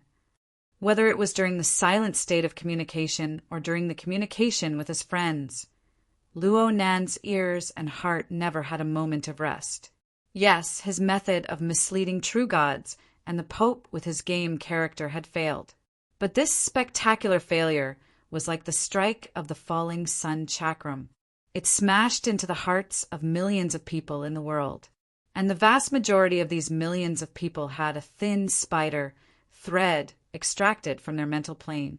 The threads interweaved and scattered, building a complex and deep spider web. Now, what he sensed was the echoes of the emotions transmitted by the thousands of people through the spider web. As for the exact number of tens of thousands of people, currently there are already 90,000 stable cage bubbles on the altar's spiderweb. 100,000. A stable cage represents an awakened who have cultivated successfully. How many people are there in the entire inner world? According to Luo Nan's impression of the latest statistics, the number of registered ability users in the entire world was only around 76,000. This was the result of explosive growth in the last half year. Of course, this number did not include the nomads of the wilderness, the military's burners, and the ever-increasing number of human mutants. But even if these people were included, the number of people bound to Luo Nan's altar spiderweb covered over 90% of the world's awakened. As for the ability users that were even further away, similar to Worker Zhai before he awakened, their numbers were 10 times greater than the previous group. Without a doubt, this was another full coverage. As for the bubbles of ordinary people that were born and extinguished with the passage of time, Their scale was enormous, and their changes were rapid. They had already lost the meaning of statistics. Rather than calculating numbers, it was better to evaluate the breadth of the space they covered. It was more or less the same as the soul cloak. There definitely weren't this many in the past. Luo Nan had done a similar inventory before. It definitely wasn't on this scale. He had already guessed why. The daybreak nightmare is very powerful. The abyss world's might is boundless. But right now, this isn't the main point. Luo Nan's current name was only known by a few people in the government, the military, and the upper echelons of the business world. But from the perspective of the inner world, Luo Nan's name could already be said to shake the world. There was no one who didn't know him, especially this sort of freshly minted extraordinary information. It involved extraordinaries, and it also stirred the secular world into action. It formed a news event with global influence. Anyone who was close to this circle could not avoid talking about it a few times. In this way, hundreds and thousands of people revolved around Luo Nan every minute and every second. Their thoughts unfolded, and they even conversed with this name. A storm of information and a maelstrom with no end gradually converged within the constantly changing space and time. If it were someone else, this storm would only exist within the transmission and storage of various media, relying on a material carrier to exist. But for Luo Nan, it was a different situation. The altar's spiderweb stood in the void, appearing and disappearing in the hearts of people. The noise that echoed in the mind was like the vibrating hum of mosquitoes and flies. Not only did it make clear the core meaning, it also informed every noise-making node without restraint of the location, medium of transmission, flow trajectory, and even emotional color. This was the resonance between the human communication network and the altar's spiderweb. It was the deep level of information in the material and mental domains.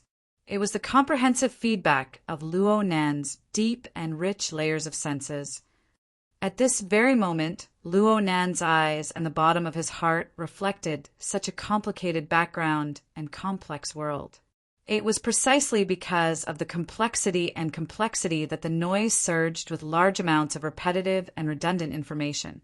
It formed a surging flood that washed over him without end. This is a bit annoying. Though he said this, Luo Nan's state of mind was still quite calm. It was unknown when it started, but dealing with this information storm that could collapse and burn brain cells had already become a part of Luo Nan's daily life.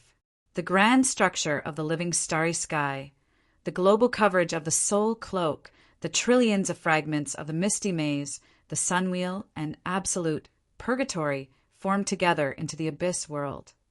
Again and again, each wave was more powerful than the last. In the end, Luo Nan was equipped with an immunity. This made him no longer drift with the tide. Instead, he followed his own logic to buffer, precipitate, divide, and even analyze and integrate the enormous amount of information. In fact, the information storm that surrounded Luo Nan was much more regular than the attacks he had suffered before.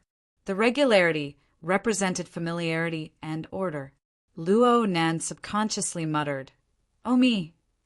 At this time, he was the incarnation of a small wooden stick that reached into the cotton candy machine. From the grand structure of heaven, earth, and the hearts of people, he accumulated sugar threads to form a marvelous cloud-like creation. It would be quite good if he could create cotton candy with ordinary craftsmanship. But if he used himself as a yardstick, transformed his knowledge into rules, measured the hearts of people, and followed the law to create things, Luo Nan closed his eyes, and his thoughts naturally poured into the altar's spiderweb. Within the complex layers of the network on the back of the wraith sign that climbed up and down, within the flood of information and life force that weaved back and forth, there seemed to be an incorporeal 3D printer operating, causing a certain silhouette to gradually appear. That appearance was that of Luo Nan.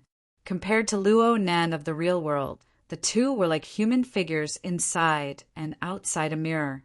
They were mirror images of each other. Only some of the details weren't perfect enough. They needed to be corrected.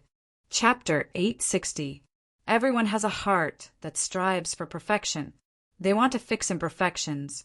Luo Nan's thoughts shuttled back and forth on the mirror image, comparing it with each other. It was more or less the action of looking into a mirror, and the more he examined and corrected it, the more detailed the mirror image revealed. This was not strange. This was because this was the accumulation of images, emotions, and calculations in the hearts of hundreds of thousands of people. Thanks to the blessing of modern imaging technology, very few people would mistake him. At the very least, they had a basic understanding of his appearance. This guaranteed the basic recognition of the mirror image. But under the appearance of convergence, everyone had their own understanding of Luo Nan in their hearts. Just as the saying goes, different people have different opinions. The vast majority of people had fixed impressions based on the guidance of various media, but they more or less had their own opinions. There were overpraise, prejudice, vilification, and they were using modern, convenient channels of information to rapidly communicate with each other, influencing and overlaying each other. In this way, the corresponding accumulation of images became more and more cumbersome, redundant, complex, and contradictory. Most importantly, it was distorted. This gave Luo Nan the fulcrum to pry open people's hearts. But it was precisely this distortion that passed through the spider web of the altar and converged onto the mirror image. The surface was calm, but the inside was conflicting and colliding with each other. It could collapse and fall apart at any time. The reason why it did not collapse was because the mirror image existed in advance. It was the basic core that Luo Nan had already established. It was built on the foundation of formatting theory. It went through the polishing of the 9 orifices, 6 roots, martial arts philosophy. It went through the deepening of coupling theory, and it went through the immersion of the condensation ring and other configuration concepts. Luo Nan relied on this to construct the glorious and resplendent living starry sky, touching upon every corner of the complex and real world. Of course, the system brought by the Wraith sign had always surrounded and influenced him. And all of this, if traced back to the source, could be attributed to the abyssal world's sun wheel and absolute hell. It was a vast and dangerous balance. Luo Nan had deduced this when he researched the lamination interference technique. Now he naturally used it. It was this clear dissection that anchored a relatively stable fulcrum for Luo Nan between heaven, earth, and the hearts of people. The changes of the wind and clouds in the surroundings had a fixed foundation. It could be deduced and born from basic rules. Of course, these rules were still fuzzy, but they were already divided into near and far, virtual and real and illusory. Even in the complex, overlapping space and time, in the distorted and chaotic bewilderment of the hearts, they could still firmly exist. And on this foundation, they dealt with the distorted image transmitted by the altar's spiderweb and deduced more essential things. Overall, this core might not be, and the core might not be perfect, but its source was clear and the direction was correct. At this moment, it could be seen that the torrent of thoughts formed by hundreds of thousands of people was not entirely a burden. It was good to have those distortions, contradictions, and conflicts. Though some of the images of Luo Nan in people's hearts weren't realistic enough, they were proven to be achievable through deduction. They harvested some fantastic ideas. Some of them appeared to be very reasonable, but after deduction, they discovered that their current strength was insufficient. There were also some that were completely off the mark in their deductions. Their roots were wrong, and they didn't belong to him at all. So in Luo Nan's eyes, the mirror image on the altar's spiderweb grew more and more real. The distorted and chaotic elements were gradually expelled from the mirror image. They were like clouds of mist, spiraling and undulating. Oh, was it a misconception? Luo Nan suddenly sensed something. The veil of invisibility that his main body carried seemed to have become a bit thicker. That's right. Luo Nan even captured the source of the change. The mist that had been expelled formed a mirror image as well. It crossed the barrier between real and illusory, entering the domain of the real world. It reacted with the veil of invisibility, fusing with the veil of invisibility. It was an order that had existed long ago. Luo Nan's thoughts followed the distorted elements and transformed mist. They naturally entered the depths of the veil of invisibility, touching upon the veil of mist and the order that had existed long ago. It was like an ornament that hung behind a gauze curtain. It was faintly discernible, but it was arranged in disorder and categorized. Every individual ornament was a convoluted creation of its own rules. There seemed to be some sort of orderly connection between them. Without a doubt, these were all things that had been analyzed, used, and stored by the stacking interference technique. When combined with the essence of this technique, it was like a mask. As long as one put it on, one would instantly become another person. Of course, the vast majority of these masks could not be used. After all, Luo Nan had yet to create a true corresponding spirit core. He had only drafted a private version of the configuration design. This was the difference between the public version and the private version. There were many intelligent and automated steps that required him to do it personally. He had to research and ponder over them one by one to find the corresponding activation program. Only then could he use them. But in any case, he had walked the right path. Not only did the previous accumulations exist within the veil of invisibility, new elements were constantly precipitating. They grew in number and clarity. They originated from Luo Nan himself. They came from his core. All sorts of abilities, skills, and rules were analyzed within the core. They were transformed into materials and components, arranged in order. All sorts of designs were needed to be pieced together in order to finally form a complete and logical mask template.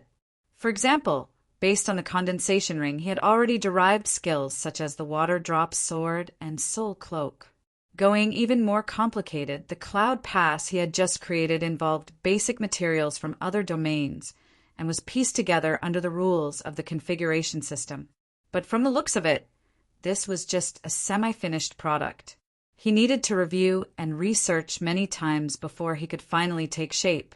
And even if he did take shape, this kind of template would be relatively monotonous. Was he supposed to go out and fight enemies? Was he supposed to hide inside like a tortoise? He needed to bring out a set of combo punches. Of course, this series of materials that belonged to Luo Nan had already been integrated into his current default template framework. Overall, it was already quite mature. And this default template seemed to be able to perform more perfectly than Luo Nan's body and soul framework. After all, this was the product of theorization. Speaking of which, the stacking interference technique was very much like an analytical tool when used. It could perform an in-depth analysis of the various elements contained within itself, or it could perform combinatorial experiments. It was simply like a laboratory come dressing room. It was an extremely efficient operating environment. But no matter how efficient it was, Luo Nan still needed to expend quite a bit of effort to reassemble a new template, especially one that could completely conceal his identity. Luo Nan found a new toy, and his mind naturally fiddled with it. During this process, the mirror image on the altar's spiderweb and his true self in the real world intersected and fused on a deeper level. The space-time bubble around his body correspondingly transformed into a faintly discernible mist. It was lively and fleeting. It seemed to be supported by an incorporeal flow of air, and sunlight and moonlight rotated and poured into it. It transformed into boundless colors and shapes. And as he fiddled with it, the original decorations and the new products that had gradually accumulated flowed through his mind like a horse lantern, allowing him to inspect his memories. This one had just been precipitated. It was useful. It was too simple. This one looked very reliable, but he couldn't find the right door to enter. And this one, Luo Nan's mind suddenly came into contact with something that was half old and half new. It was like a bizarre mountain range hidden by clouds and mist. There were grotesque rocks and jagged rocks that spiraled and stacked on top of each other. They formed a structure of their own, and magma snaked and flowed within. At first glance, It looked like a mountain of flames in the depths of fiendish prison, but its relatively flat peak and its corresponding layout made it look more like a special altar model. The Blood Soul Temple. Chapter 861. Snake Tongue suddenly woke up from her meditative state. The living room of the yacht was empty. Yin Lu was nowhere to be seen. The virtual work area was still lit up, and the interface was constantly refreshing with information. Ability users from all over the world were revolving around the hot topic of last night. Wave after wave of discussions were launched, and the keywords were none other than Luo Nan, the airship, the Amaterasu Order, and so on. For the spectators, the matter was over, and it was time for them to show their strength. But for the people involved, was it really over? Snake Tongue looked at the time. It was approximately 4 in the morning. It had only been 5 or 6 hours since the intercontinental airship incident. The atmosphere in Ban City was still very low, making her heart feel heavy. Snake Tongue adjusted her aura and followed the feeling in her heart. She slowly stood up. There was no one around, but she still took traditional steps out of the living room and took the small elevator to the upper deck. There were few lights on the passenger terminal, but the darkest hour had passed. The railings on the deck chairs, and other decorations all revealed their silhouettes in the dusk. At the same time, there was a figure at the bow of the ship who knew how long it had been standing there. Secretary Ian. Madam North Mountain. Even though they had adjusted it many times, the way they addressed each other was not precise enough. They were unfamiliar and polite, just like their relationship. Don't you want to rest for a while? There are some matters in the headquarters that need to be dealt with. Thank you for your hard work. D-City was 3 hours earlier than Ban City, so it was about time to deal with things. Needless to say, some things did not care about time, just like this moment. Snake Tongue only casually greeted him. Her gaze and mind were cast outside the yacht. The bow of the anchored yacht was pointing towards the east. The lake was vast, and one could see everything at a glance. One could even see the glaze that had been quietly painted on where the water met the sky. At this time, the ground was still being colored layer by layer. A few clouds were piled there randomly. Stirred by the changing colors, they vaguely turned into indigo mountains, adding a sense of composition to the design. Snake Tongue furrowed her brows slightly. She looked at the sky and clouds in the distance, which were gradually brightening. The feeling in her heart seemed to have been illuminated a little, but it still wasn't vivid enough. Yin Lu followed her line of sight and gently exhaled. Is it sunrise? I thought there would be no sun today, thick clouds and low atmospheric pressure. It doesn't feel good enough. The conversation that had been going on and on was suddenly stuck here. In fact, both sides of the conversation had captured a common understanding from each other's perception. They didn't say anything else and just stared at the boundary of the water and sky from afar.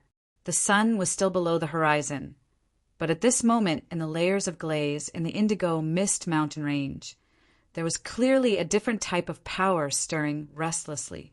It was hidden deep under the vast laws of nature, but it could not wait to stretch out its claws. It was even half a step beyond the newborn sun. In the eastern horizon, it pressed out a ferocious shape. Yin! Yin Lu exclaimed. The azure cloud peak that was piled up on the horizon suddenly collapsed. Then, under the distortion of that clear power, branches were pulled out, almost losing the nature that clouds should have, turning into the shadow that came with that power, following the contours of the sky and the water body, extending in all directions. The amount of clouds over there wasn't much. After a few stretches, they became so thin that they couldn't be seen. However, the image of the roots spreading out, piercing into the void, and supporting the structure of water and sky was still deeply engraved in Snake Tongue and Yin Li's pupils and hearts. The Fusang Divine Tree.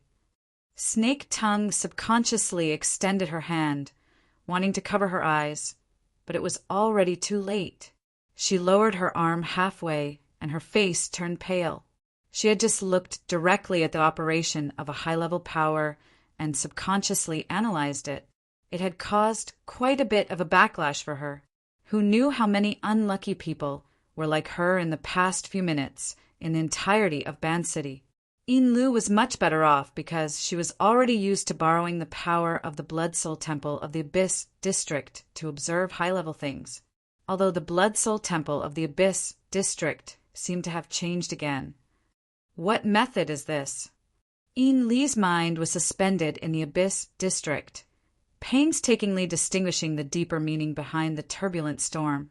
Unfortunately, her level wasn't high enough. She became more and more confused as she watched. It's nothing more than a seal. Snake Tongue was unable to sense the details, but she understood the gist of it even more. It's not a good thing. Yin Li's thoughts were chaotic. The Amaterasu Order wants to make a move in Ban City. This is their headquarters. This isn't the first time. Snake Tongue paused for a moment, then concluded, "It just depends on who they're targeting." Yin Lu suddenly turned her head. Where is Mr.? Where was Luo Nan? Even at this critical moment, that person had stubbornly disappeared without a trace. Whether it was Snake Tongue or Yin Lu, they could half guess and half feel the faint light of the first rays of dawn. They could feel the gradually extending and gradually permeating psychic pressure. There was still a bit of coolness in the northern mountain lake during the early hours of the morning. But as the faint light of dawn enveloped them, their bodies inexplicably felt a bit hot and dry. It stirred their energies, making them feel quite uncomfortable. This change was much more direct and sharp than the change in the clouds at the edge of the sky. Snake Tongue lowered her eyelids and tightened her mind. She whispered, "Don't expose yourself to the outside." Indeed, Yin Lu gave one last glance at the light of the clouds at the edge of the sky. She turned around and walked back, but she hadn't taken 2 steps when she sensed something at the same time as Snake Tongue. In the blink of an eye, the two saw a small flying machine suddenly soar into the sky from the warehouse at the dock. It didn't obey the traffic rules of the peaceful trade market. It flew straight into the clouds and soon disappeared from their line of sight. Yin Lu and Snake Tongue glanced at each other. They both furrowed their brows. In this kind of situation, as long as one was an ability user, they would have to make some sort of reaction. However, most of them would be like Yin Lu and Snake Tongue. They would be muddle-headed and make guesses. Captain Jimmy's reaction was too obvious. This wasn't strange. After all, they were backed by Quantum Corporation and even the government and military. On the other hand, over at the inner world, the two hurriedly returned to the living room on the lower deck. It was quite strange. As they entered the shadowy area of the cabin, the discomfort brought about by the disturbance of energy naturally calmed down. The effects were immediate. They just didn't know if this was a temporary phenomenon. The projection work area was still flickering at this time. The interface where Luo Nan and the Amaterasu Order spammed before finally had some other elements mixed in. Ban City Fantasy Clouds? This topic had just appeared for a few seconds when another freshly baked topic flipped to the top. Ban City Sunrise. Please help me decipher it. Vitality is restless. I nearly went berserk just now. The coordinates are the Shitian district of Ban City. The Divine Tree's Kingdom of Heaven descends. Since the topics discussed in the forum were closely related to Ban City, the words that followed easily swept away a large amount of attention from the world. Yin Lu opened a few posts, and similar topics became very influential. She used the waterfall mode of intelligent categorization to automatically select keywords. She scrolled for over half an hour, but the more she scrolled, the more she scrolled. However, the majority of the posts were pictures, descriptions, conjectures, and the like. Aside from pointing the spearhead at the Amaterasu Order, there wasn't anything useful. Yin Li's brows furrowed. She wanted to go to a more professional circle to take a look. Just as she left the post page, she saw a new post that was highlighted, pinned to the top, and other effects. It forcefully appeared in the very center of the work area. The bright red words were extremely glaring. Most importantly, the poster was from the Band City branch of the Ability User Society. Ian Lee's wristband buzzed and vibrated at this moment. She lowered her head to glance at it, and her brows furrowed even tighter. This is troublesome. The forum post opened as she spoke. The information on the wristband was split into 2 screens and projected onto the work area. The reason why Ian Lee did this was because the things described on both sides were exactly the same. Even the words and sentences used were exactly the same. The gist of it was that Band City's side discovered that an extremely dangerous mutant had infiltrated. The Amaterasu Order was righteous and had taken the initiative to open a so-called divine nation to protect the safety of the citizens. The Band City branch demanded that all ability users in Band City immediately register online and report their location as well as the brief situation of the nearby ability users. They were to cooperate with the Band City government and the SCA in conducting a comparison of social authority in order to ensure safety and so on. Big Sua's entire city. Is the Band City branch sticking their faces under the feet of a true god? Are they willing to act like cows and horses to play with? The above words weren't said by Ian Lu or Snake Tongue. It was the ridicule of some spectator on the forum. However, this person's words hit the nail on the head. As an ability user society branch organization without an extraordinary overseeing it, the Band City branch had already been reduced to a vassal of the Amaterasu Order over a decade ago. Normally it was invisible. Now that it had jumped out, it was nothing more than a marionette on stage. This is looking for Mr. Ian Lu and Snake Tongue looked at each other once more. They both felt that trouble was imminent. The power of the Amaterasu Order, coupled with the semi-official nature of the Band City branch, really did possess something akin to a legal coercion in the inner world. It was more or less the same as fight if you don't accept it. Even if they were cooperating, Ian Lu could go register, but she was the only candidate who could register. It was true that Snake Tongue had an ordinary identity in Band City, but in the end it was just a facade. She had always hidden her true identity and notoriety, not to mention Luonan, who had made his debut under the name of Mr. M.O. However, there was no such person as Mr. M.O. in this world. Even though Ian Lu had left some arrangements in D-City over the past 2 days, it was enough to deal with normal situations. The people on the ship gathered together and corroborated each other. The logical clues were chaotic. To sum it up, suspects. However, wasn't this a bit of a roundabout way too big? I thought we were going to charge into geosynchronous orbit and then turn back. Isn't Mars better? Captain Jimmy walked into the main hall with large strides. He had circled back from the Quantum Corporation branch in Band City. The private airship had just finished connecting with his flying craft. However, the sarcasm in his words was not limited to his family's itinerary. Bai Xinyan could be seen from afar, standing in front of a projected area that was not yet clear. Her complexion was normal, and she was even smiling and greeting Captain Jimmy.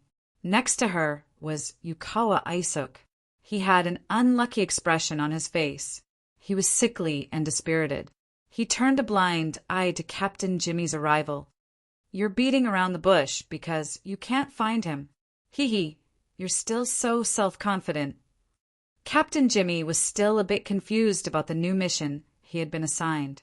He only knew that he was to assist the Amaterasu Order in finding a powerful individual who had been in hiding for a long time. However, this did not stop him from fiercely attacking Bai Xinyan when the opportunity presented itself. This is the truth. The Amaterasu Order has used methods that are close to flipping the table. From sunrise until now, they still haven't locked onto their target. Bai Xinyan carelessly brought up the Amaterasu Order. It said that this is due to the surrounding area having some convoluted and distorted space-time dimensions. Excluding natural phenomena, it's the interference of the extraordinary plane. It's a shielding interference. It's also a big problem. The one who concluded was a middle-aged man of unclear age. He did not come here in person, but rather appeared in the projection area. The most direct impression he gave others was that he was bald. His eyebrows and beard were sparse, and his skin was pale. He gave others the feeling that he didn't have enough nutrients to support the growth of his hair. He looked very thin and weak. Perhaps this had something to do with the large robe he wore. The 7th-generation Dynamo Core had already recorded the data of all the extraordinaries in the world, and it was updated in real time. Captain Jimmy completed the match in the first instance. He immediately straightened his legs and puffed out his chest. "Your Majesty." This bald, middle-aged man was the Pope of the 100 Collections. Jimmy was still puzzled. This Majesty had just finished attacking Luonan, yet he came back to find trouble. Where was the logic? Captain Jimmy was not an idiot. He looked at the 3 people gathered before him and thought of last night's arduous training. He suddenly grasped the interconnection within. Trouble equals Luonan? Was this scene set up for Luonan? But wasn't that fellow several thousand kilometers away? Could it be that he had returned? Sinyan suddenly asked, "Your Majesty, do you think that there's someone behind Luonan?" There's no need to rush to conclusions. The Pope of the 100 Collections faintly smiled. His face was sparse with hair, and his expression was amiable. "The truth is that there's a strange existence in Ban City right now. He's suspected to be an extraordinary, but he's different from all the other extraordinaries on Earth. Of course, we need to investigate his background. He might not be a living person. If he's not a living person, then what is he? It's hard to estimate. The initial probing won't have any results. After all, I'm not proficient in the mental side." Ow. The Pope of the Amaterasu Order, Majesty, was the spiritual leader of millions of believers. He was the world's top mental extraordinaire. For him to say that he wasn't proficient in the mental side was truly the biggest joke in the world. The Pope still smiled amiably. "You can't view the convenience of horse racing as an ability. Besides, there's no future in the mental side. Perhaps you agree?" Captain Jimmy discovered that he couldn't get a word in edgewise. He was the same as Yukawa Aishuk next to him. They were completely superfluous. He only heard Sinyan respond. The road ahead was paved by a character like Majesty. How could I think so much? "Oh, the registration of the Ban City branch has been updated. Tell me about it." Currently, there are more than 3,400 people registered. Among them, 700 are at least awakened. As she spoke, Sinyan projected another distribution map. With Ban City as the background, the map was dotted with dots of varying density. Next to him, Yukawa Aishuk's pupils dilated slightly. He secretly compared the image with the information he had. He felt that this included almost all the secret orders and supernatural organizations in Osaka. Even if it wasn't 100% accurate, it was close to 80% accurate. "Not enough," the Pope said simply. "The time limit isn't up yet." This is a problem of attitude. I will convey Majesty's opinion. Sinyan shrugged. "Next, Majesty, please arrange for your subordinates to communicate with the various orders and organizations in Ban City. The Ban City branch and SCA will send a message to those who have records but haven't voluntarily registered. If necessary, they will visit and urge them. All work will be completed by 1:30 p.m. By that time, Ban City will have more or less been plowed, and we can begin the next phase of the operation." Captain Jimmy also stared at the distribution map and searched for relevant information. His mind was racing. After a few seconds, he suddenly spoke. "Does our team also need to report?" Sinyan glanced at him. Her eyes were clear and calm, but in Captain Jimmy's eyes there was a hidden meaning. He liked this, especially liked to destroy this. So he spoke again. "For the past few days, we have been neighbors with a few aptitude users. We also watch them work and discuss business. They probably aren't locals of Ban City. So far, It seems like they haven't registered yet. Chapter 862. Around 10 in the morning in Ban City, after nearly 6 hours of fermenting, the internal forum of the Ability User Association was already overflowing with noise. Once the matter was related to personal interests and dignity, the thoughts of the spectators would become a direct sense of immersion. Then it would transform into corresponding emotions. This was what was known as the will of the people. Of course, this sort of thing erased the warm and tender feelings of the so-called legal principles of social order. When it came to crossing the chasm of strength, it was mostly useless. The most obvious evidence was the progress of the registration. It was still advancing steadily, forming a densely woven net that tightened one's flesh. This sort of method completely relied on superior resources to crush them. There wasn't the slightest bit of ingenuity, yet it left people helpless. Truthfully speaking, there was always a bit of buffer space within the crushing of society's resources alone.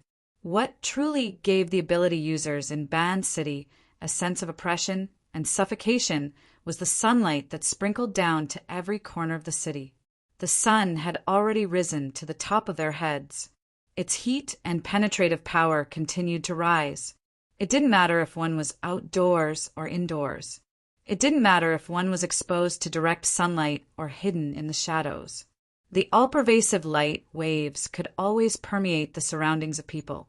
They carried the tyrannical interference imprint of the Amaterasu order. They were like demonic eyes floating in the air, radiating a gaze filled with blazing malice. Yin Lu and Snake Tongue were on the bottom deck. For the first time, they felt resentment towards the brilliant lighting design of this area. They had already closed the light baffles of the portholes, isolating them as much as possible from the sunlight. The lights inside were also extinguished to distinguish the direction of the penetrating light. The entire living room was dusky. The only source of light was the virtual work area. Subconsciously, Yin Lu and Snake Tongue had already stopped conversing. Their body movements grew less and less.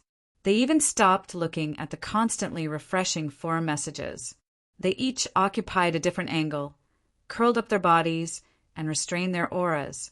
It was as if they were in a narrow and claustrophobic cage under 24-hour surveillance. They were like clay sculptures or wooden statues. They didn't know whether or not they had already been exposed. In fact, it didn't matter whether they knew or not. Right now, all responses and all pretenses would become weak and laughable in the face of the chasm that was like a heavenly moat. Frequently coming into contact with existences of that level, they had a corresponding introspection and self-awareness. Time passed little by little. Snake Tongue's state of mind went from doubt to disturbance, and then gradually returned to tranquility. His rich life experience, especially in the past half a year, had already polished a persevering and tenacious heart. She temporarily couldn't understand life and death. But as long as she could survive, no matter how difficult the situation was, it didn't seem to be more torturous than the previous 200 days. When one's heart calmed down, one's senses would naturally arise. The feeling did not originate from the stimulation of the sky barrier, but from the spiritual level. It was almost a natural disturbance, like air currents and water waves. They had existed since a long time ago, but they were too common, causing people to unconsciously overlook them. Snake Tongue even felt that this wasn't an external stimulus, but rather a subtle and mysterious connection.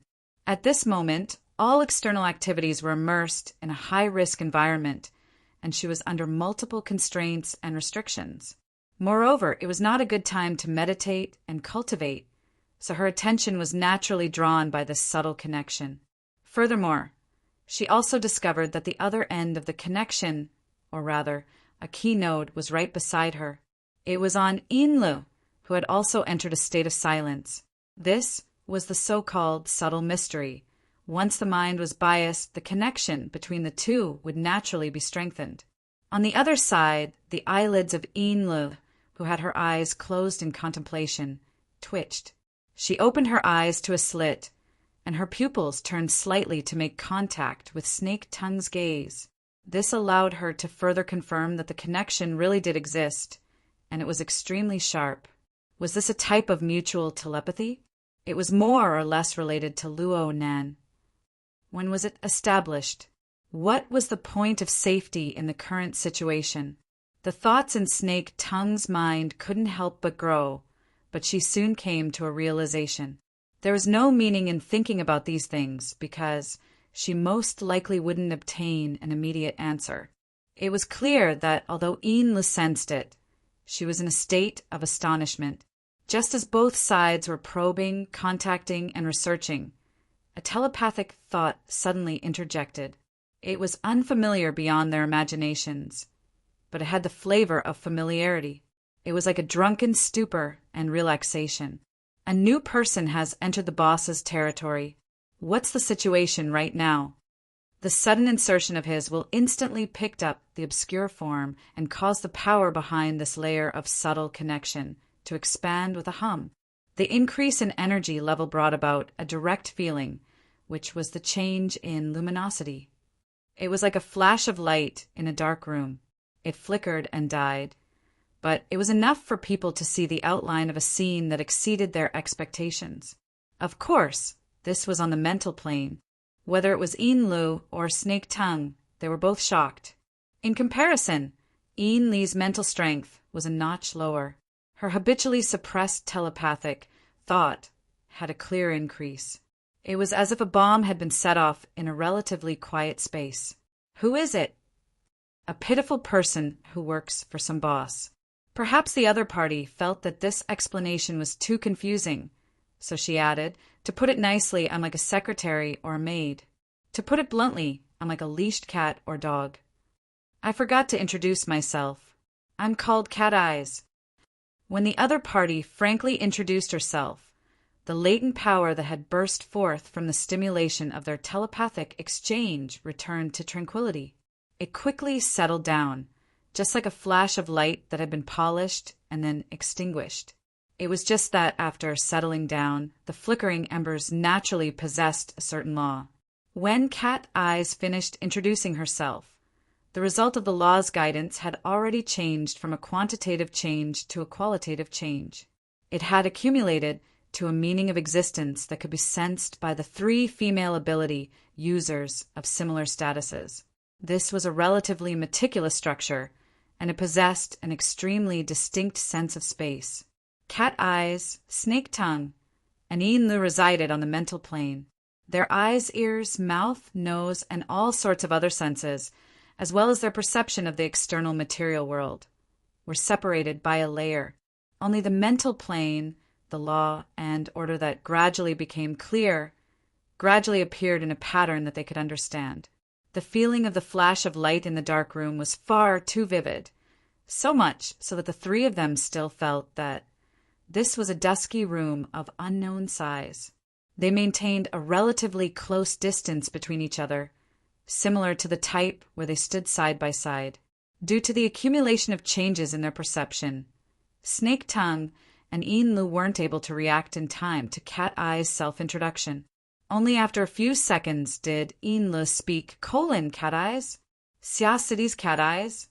After half a year of in-depth understanding, Yin Lu naturally knew that Cat Eyes was a member of Luo Nan's circle of friends. But for them to meet under these circumstances, it seemed that their identities weren't as simple as just friends. If it was a deeper layer, was she a forbidden zone? It had to be said that Cat Eyes' attitude gave the 3 a good start in their interaction.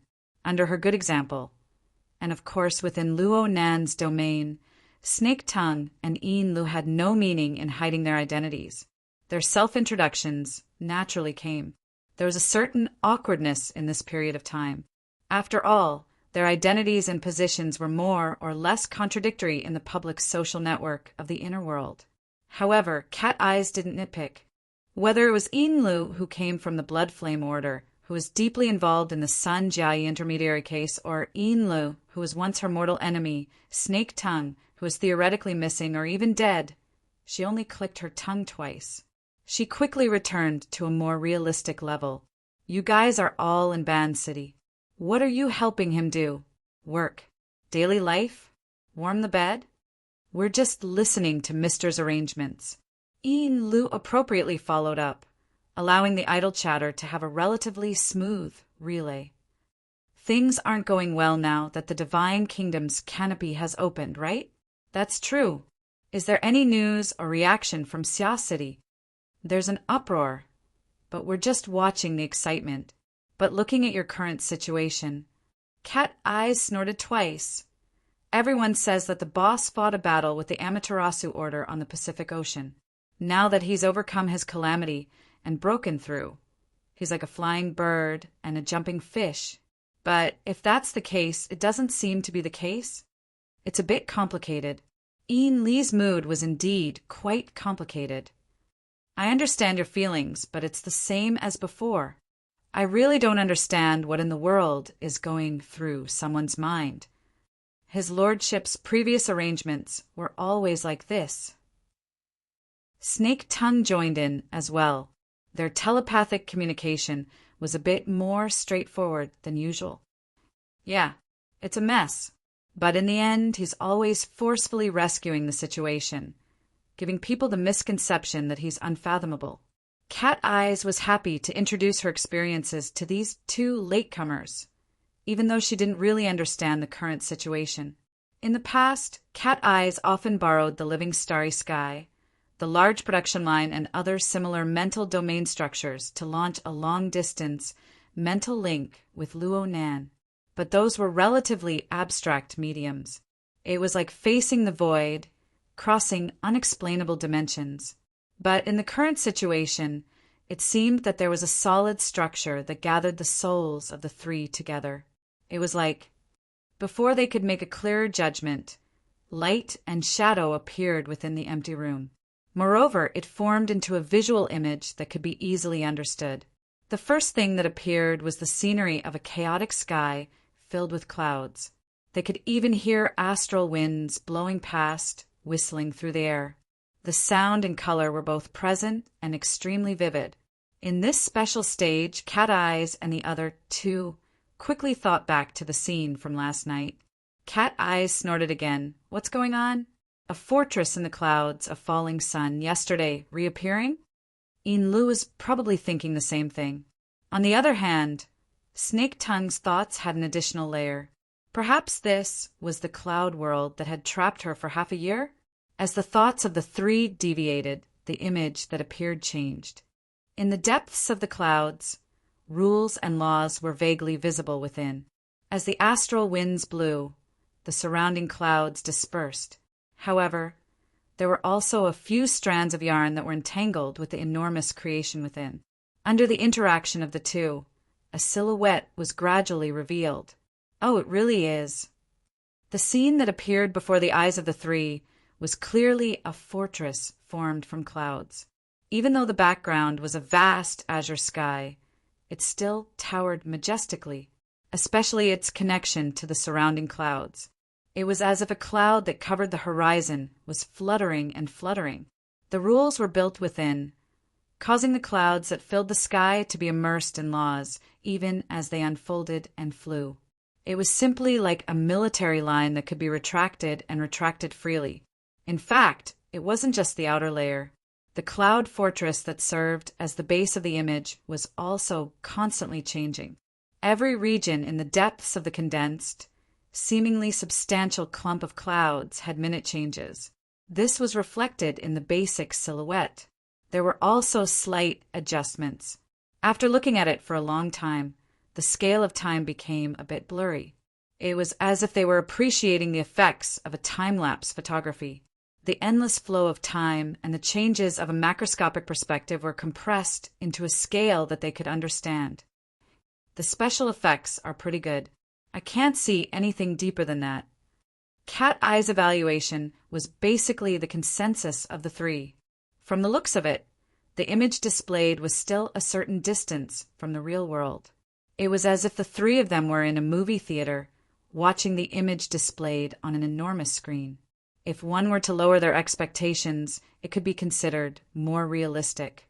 But if one were to use a harsh attitude to evaluate it, there was a barrier called reality between them and the image. The boss called us over for the sake of letting everyone watch a movie and relax. It's also possible that he's teaching us live. When considering Luo Nan's temperament, as well as the fact that they couldn't relax in Band City, Cat Eye's second half of her judgment was quite agreeable. The three of them were all observing and pondering. The large screen in front of them was playing what seemed to be a large-scale production, but it still lacked an immersive experience. It was as if the three of them were sitting in a traditional movie theater. They interacted with each other under the dusky lighting. They could only see the blurry silhouettes of each other, but they were unable to see any further details. This sort of analogical experience made it easier for them to adapt to their current environment. It allowed their communication to become smoother. Enla shared her new feeling. It seems like there's something else inside the cloud fortress. Where is it? There's a bloody glow in the middle. Is there? There isn't. Inlu was very baffled. Her current mental state was also very baffled. Her mind was naturally divided into two parts. One part was communicating with people in the movie theater that was neither real nor fake, unable to see through the bewilderment barrier. The other part was stationed in the Abyss District.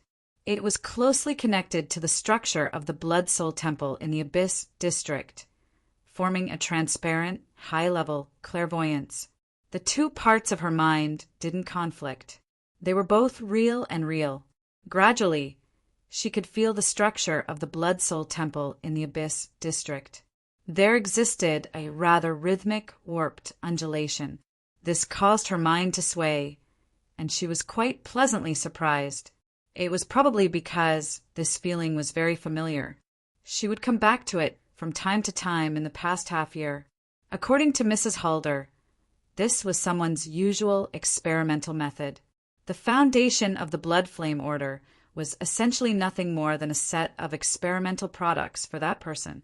As the deputy first ablatum of the order, it was actually a bit difficult for Ian Lu to adapt to this rhythm. But under the current circumstances, this distortion that affected the foundation of her extraordinary strength was like a gently swaying swing. It brought her along to leisurely sway. Everything was out of her control, but it was inexplicably safe and secure. The thought appeared in the movie theater. Before it could completely take shape, Cat Eyes let out a whoa from the side. There really is one. The background of the image of the blue sky and white clouds suddenly had the color of blood spread out. Moreover, it appeared at the center of the mist fortress that Ian Lu spoke of. The newly emerged elements possessed a very strong sense of space. It was as if they had entered another world through a hole in the depths of the mist. There were towering rocks and flowing bloody light. Below it was a hot lake of lava, and above it floated turbid clouds and lightning. It was malevolent and terrifying. It was similar to the demonic realm's ghost prison.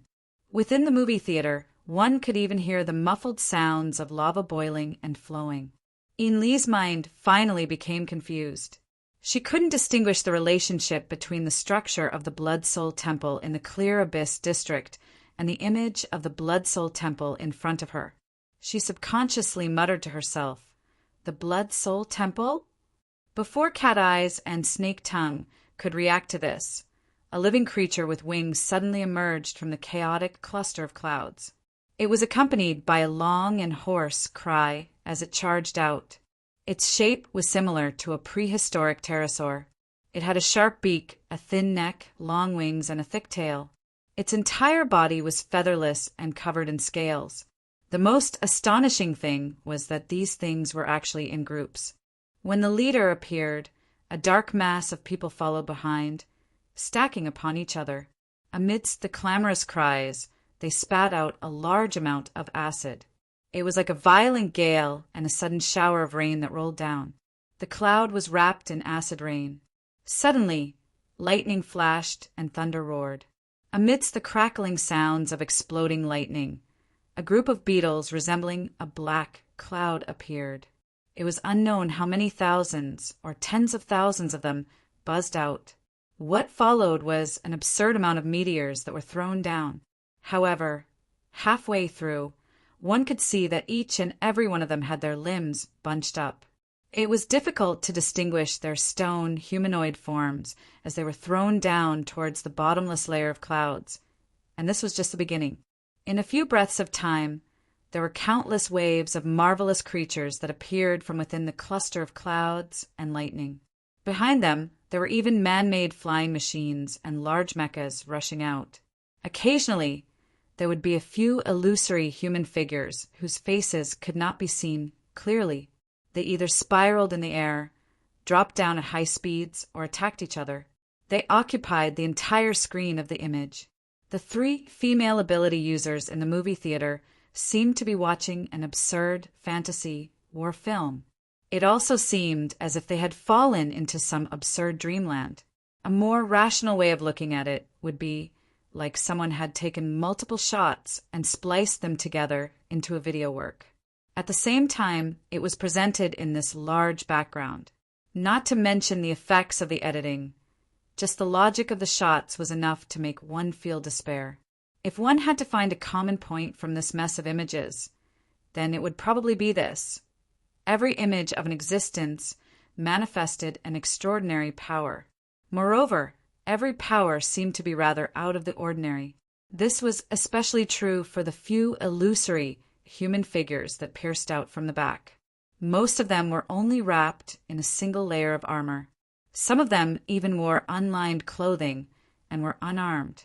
Yet, every movement they made pierced through the sky and collapsed the clouds. They roared through the wind and thunder. It was as if they were gods manifesting themselves. Cough! It should be said that everyone was an extraordinary. The image of Cat Eyes in the movie theater very naturally assumed a posture of supporting her chin with her legs crossed. Your blood soul temple is actually a summoning class. That's not funny. Not to mention the 2 conversing, Snake Tongue was watching seriously to the side.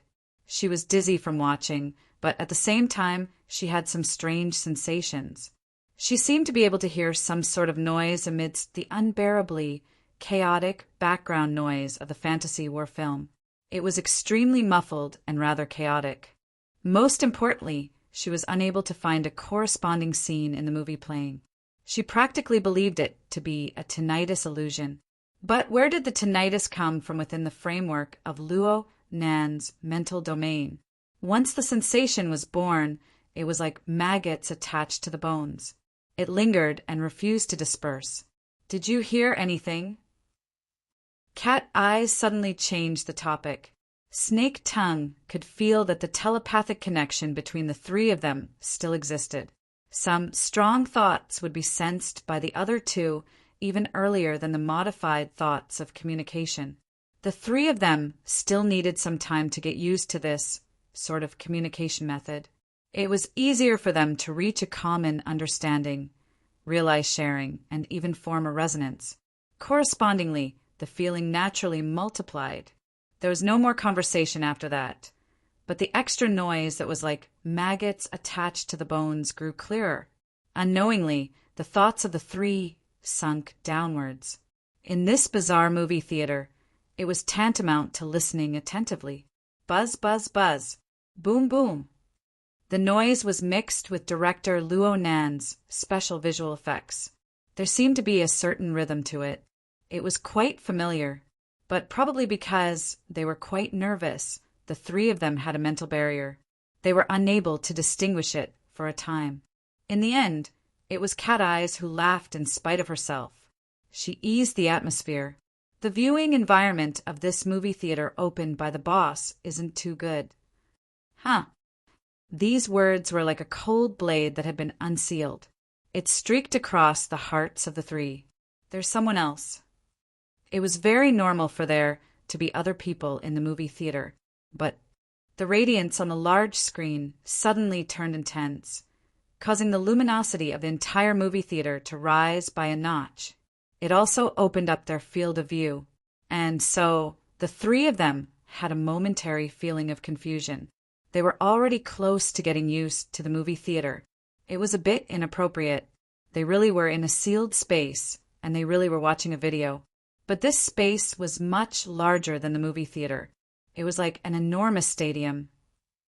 It was stuffed to the brim. The problem was that, aside from the three of them, the other people were no longer silhouettes or silhouettes. Instead, they were densely packed with turbid smoke. The smoke itself didn't seem to flow, but it really did exist.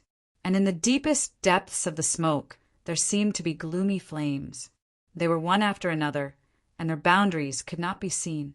They were like swaying soul fire. Cat eyes, snake tongue, and Ian had a mental interaction once more. Their blood ran cold. Inside the movie theater. Even if it was a movie theater, it wasn't just the three of them. There were other people. There were many, many people. They existed in an even more chaotic and fuzzy form. The additional noise seemed to be the whispers and discussions of these people. In addition, there was also clatter, clatter, clatter. It was unknown when, but the fine sound of trembling chains had emerged from within the turbid mist soul fire. It rang in their ears, and it was also boundlessly far away. If one were to carefully experience it, it would seem as though the chains were probing out from the depths of their souls. One end was locked, and the other end was connected. They were connected to a boundless and enormous net of chains. Every person within the movie theater, regardless of whether they were complete or incomplete, was a tiny node in this enormous net. This, Cat Eyes clearly recalled the nightmare from a few days ago. This memory was conveniently shared with the other two, and the corresponding emotions were transmitted back. Her willpower was trembling unconsciously. The structure before her eyes was becoming more and more different from the movie theater. It was to the point that a more suitable name was given: an altar. An enormous altar. An innumerable number of believers surrounded the surroundings, attentively watching the chaotic image in the center. Or perhaps it could be called a miracle. They also offered their souls to the miracle. The power of the sacrifice transformed into invisible flames that resonated with the miracle on the altar. It provided energy and also refined the images, allowing the gaps to be mended and naturally transition until they became one. Within the space of the altar, there were millions and millions of souls. The chains connected, sacrificed, and smelted, forming a complete closed loop. This was no longer a movie. The vivid and lifelike images and inconceivable scenes were merely embroidery that floated on the outer layer of true power. As the power trembled, it seemed to exist in the form of a living being. As for what the deeper nature of this power was, just below the trembling embroidery, a ferocious shadow suddenly appeared. Although it was only half a body, one could already see the ugly appearance of a human face, an arachnid body, and 6 different colored pupils. The instant this demonic shadow appeared, the surroundings of the entire altar seemed to be burning with a layer of raging flames. The flames scorched the mind and scattered fear. It was as if all the destructive power within the chaotic image in the center was projected onto the plane of reality. But it was only as if. The malevolent demonic shadow arched its body halfway out when a foot stomped heavily on its back. A complete and familiar silhouette of a human stepped on the arachnid demonic shadow, appearing within the vision of the consciousness of the 3 clear-headed people. Luo Nan, the embroidery of true power, trembled even more violently. It was thanks to them that the body of power, which was originally invisible and unfathomable, had vaguely transformed into an enormous cloak. It encircled Luo Nan's body, conforming to the marvelous rhythm of Luo Nan's existence as it trembled and tumbled. They could only see that Luo Nan was the core of the cloak, but they could not see where it extended to. Luo Nan created all of this. He dominated all of this. He obtained all of this. He was at the center of the cloak. He was at the center of the altar. He was at the center of the entire system. He controlled and bore the weight of all of this. Therefore, he naturally became the focal point of everything. He did not look in any direction. He was like a statue of a god worshipped in a temple, watching over everyone. Cat Eyes could feel that the other 2 had already assimilated into the scene. Although they had entered later, they were more receptive to this scene than she was. Perhaps this was how the Luo Nan in their hearts should be, but she thought about their first meeting a few months ago. She thought about their contact in reality and compared it to the image before her eyes. She subconsciously felt an even more intense tremble. This bit of emotional reaction was soon drowned in that damned resonance. Perhaps it was precisely because of this resonance that the rhythm of the noise that made one's scalp go numb became even more distinct. In the end, it unified into some sort of hymn. Millions and millions of people chanted in unison. Cat Eyes chanted along, but the contents of her chant were far too vague. She chanted a bit in a muddled daze. She vaguely felt that the enormous cloak was a bit closer to her. It fluttered and brushed past her face. It flooded her mind, covering her in an unknown layer. All of the distractions completely receded at this moment. Only the words of praise emerged from the bottom of her heart. They curled up like smoke as they rose unhurriedly. My heart is a prison. My heart is a furnace. My heart is a mirror. My heart is a nation.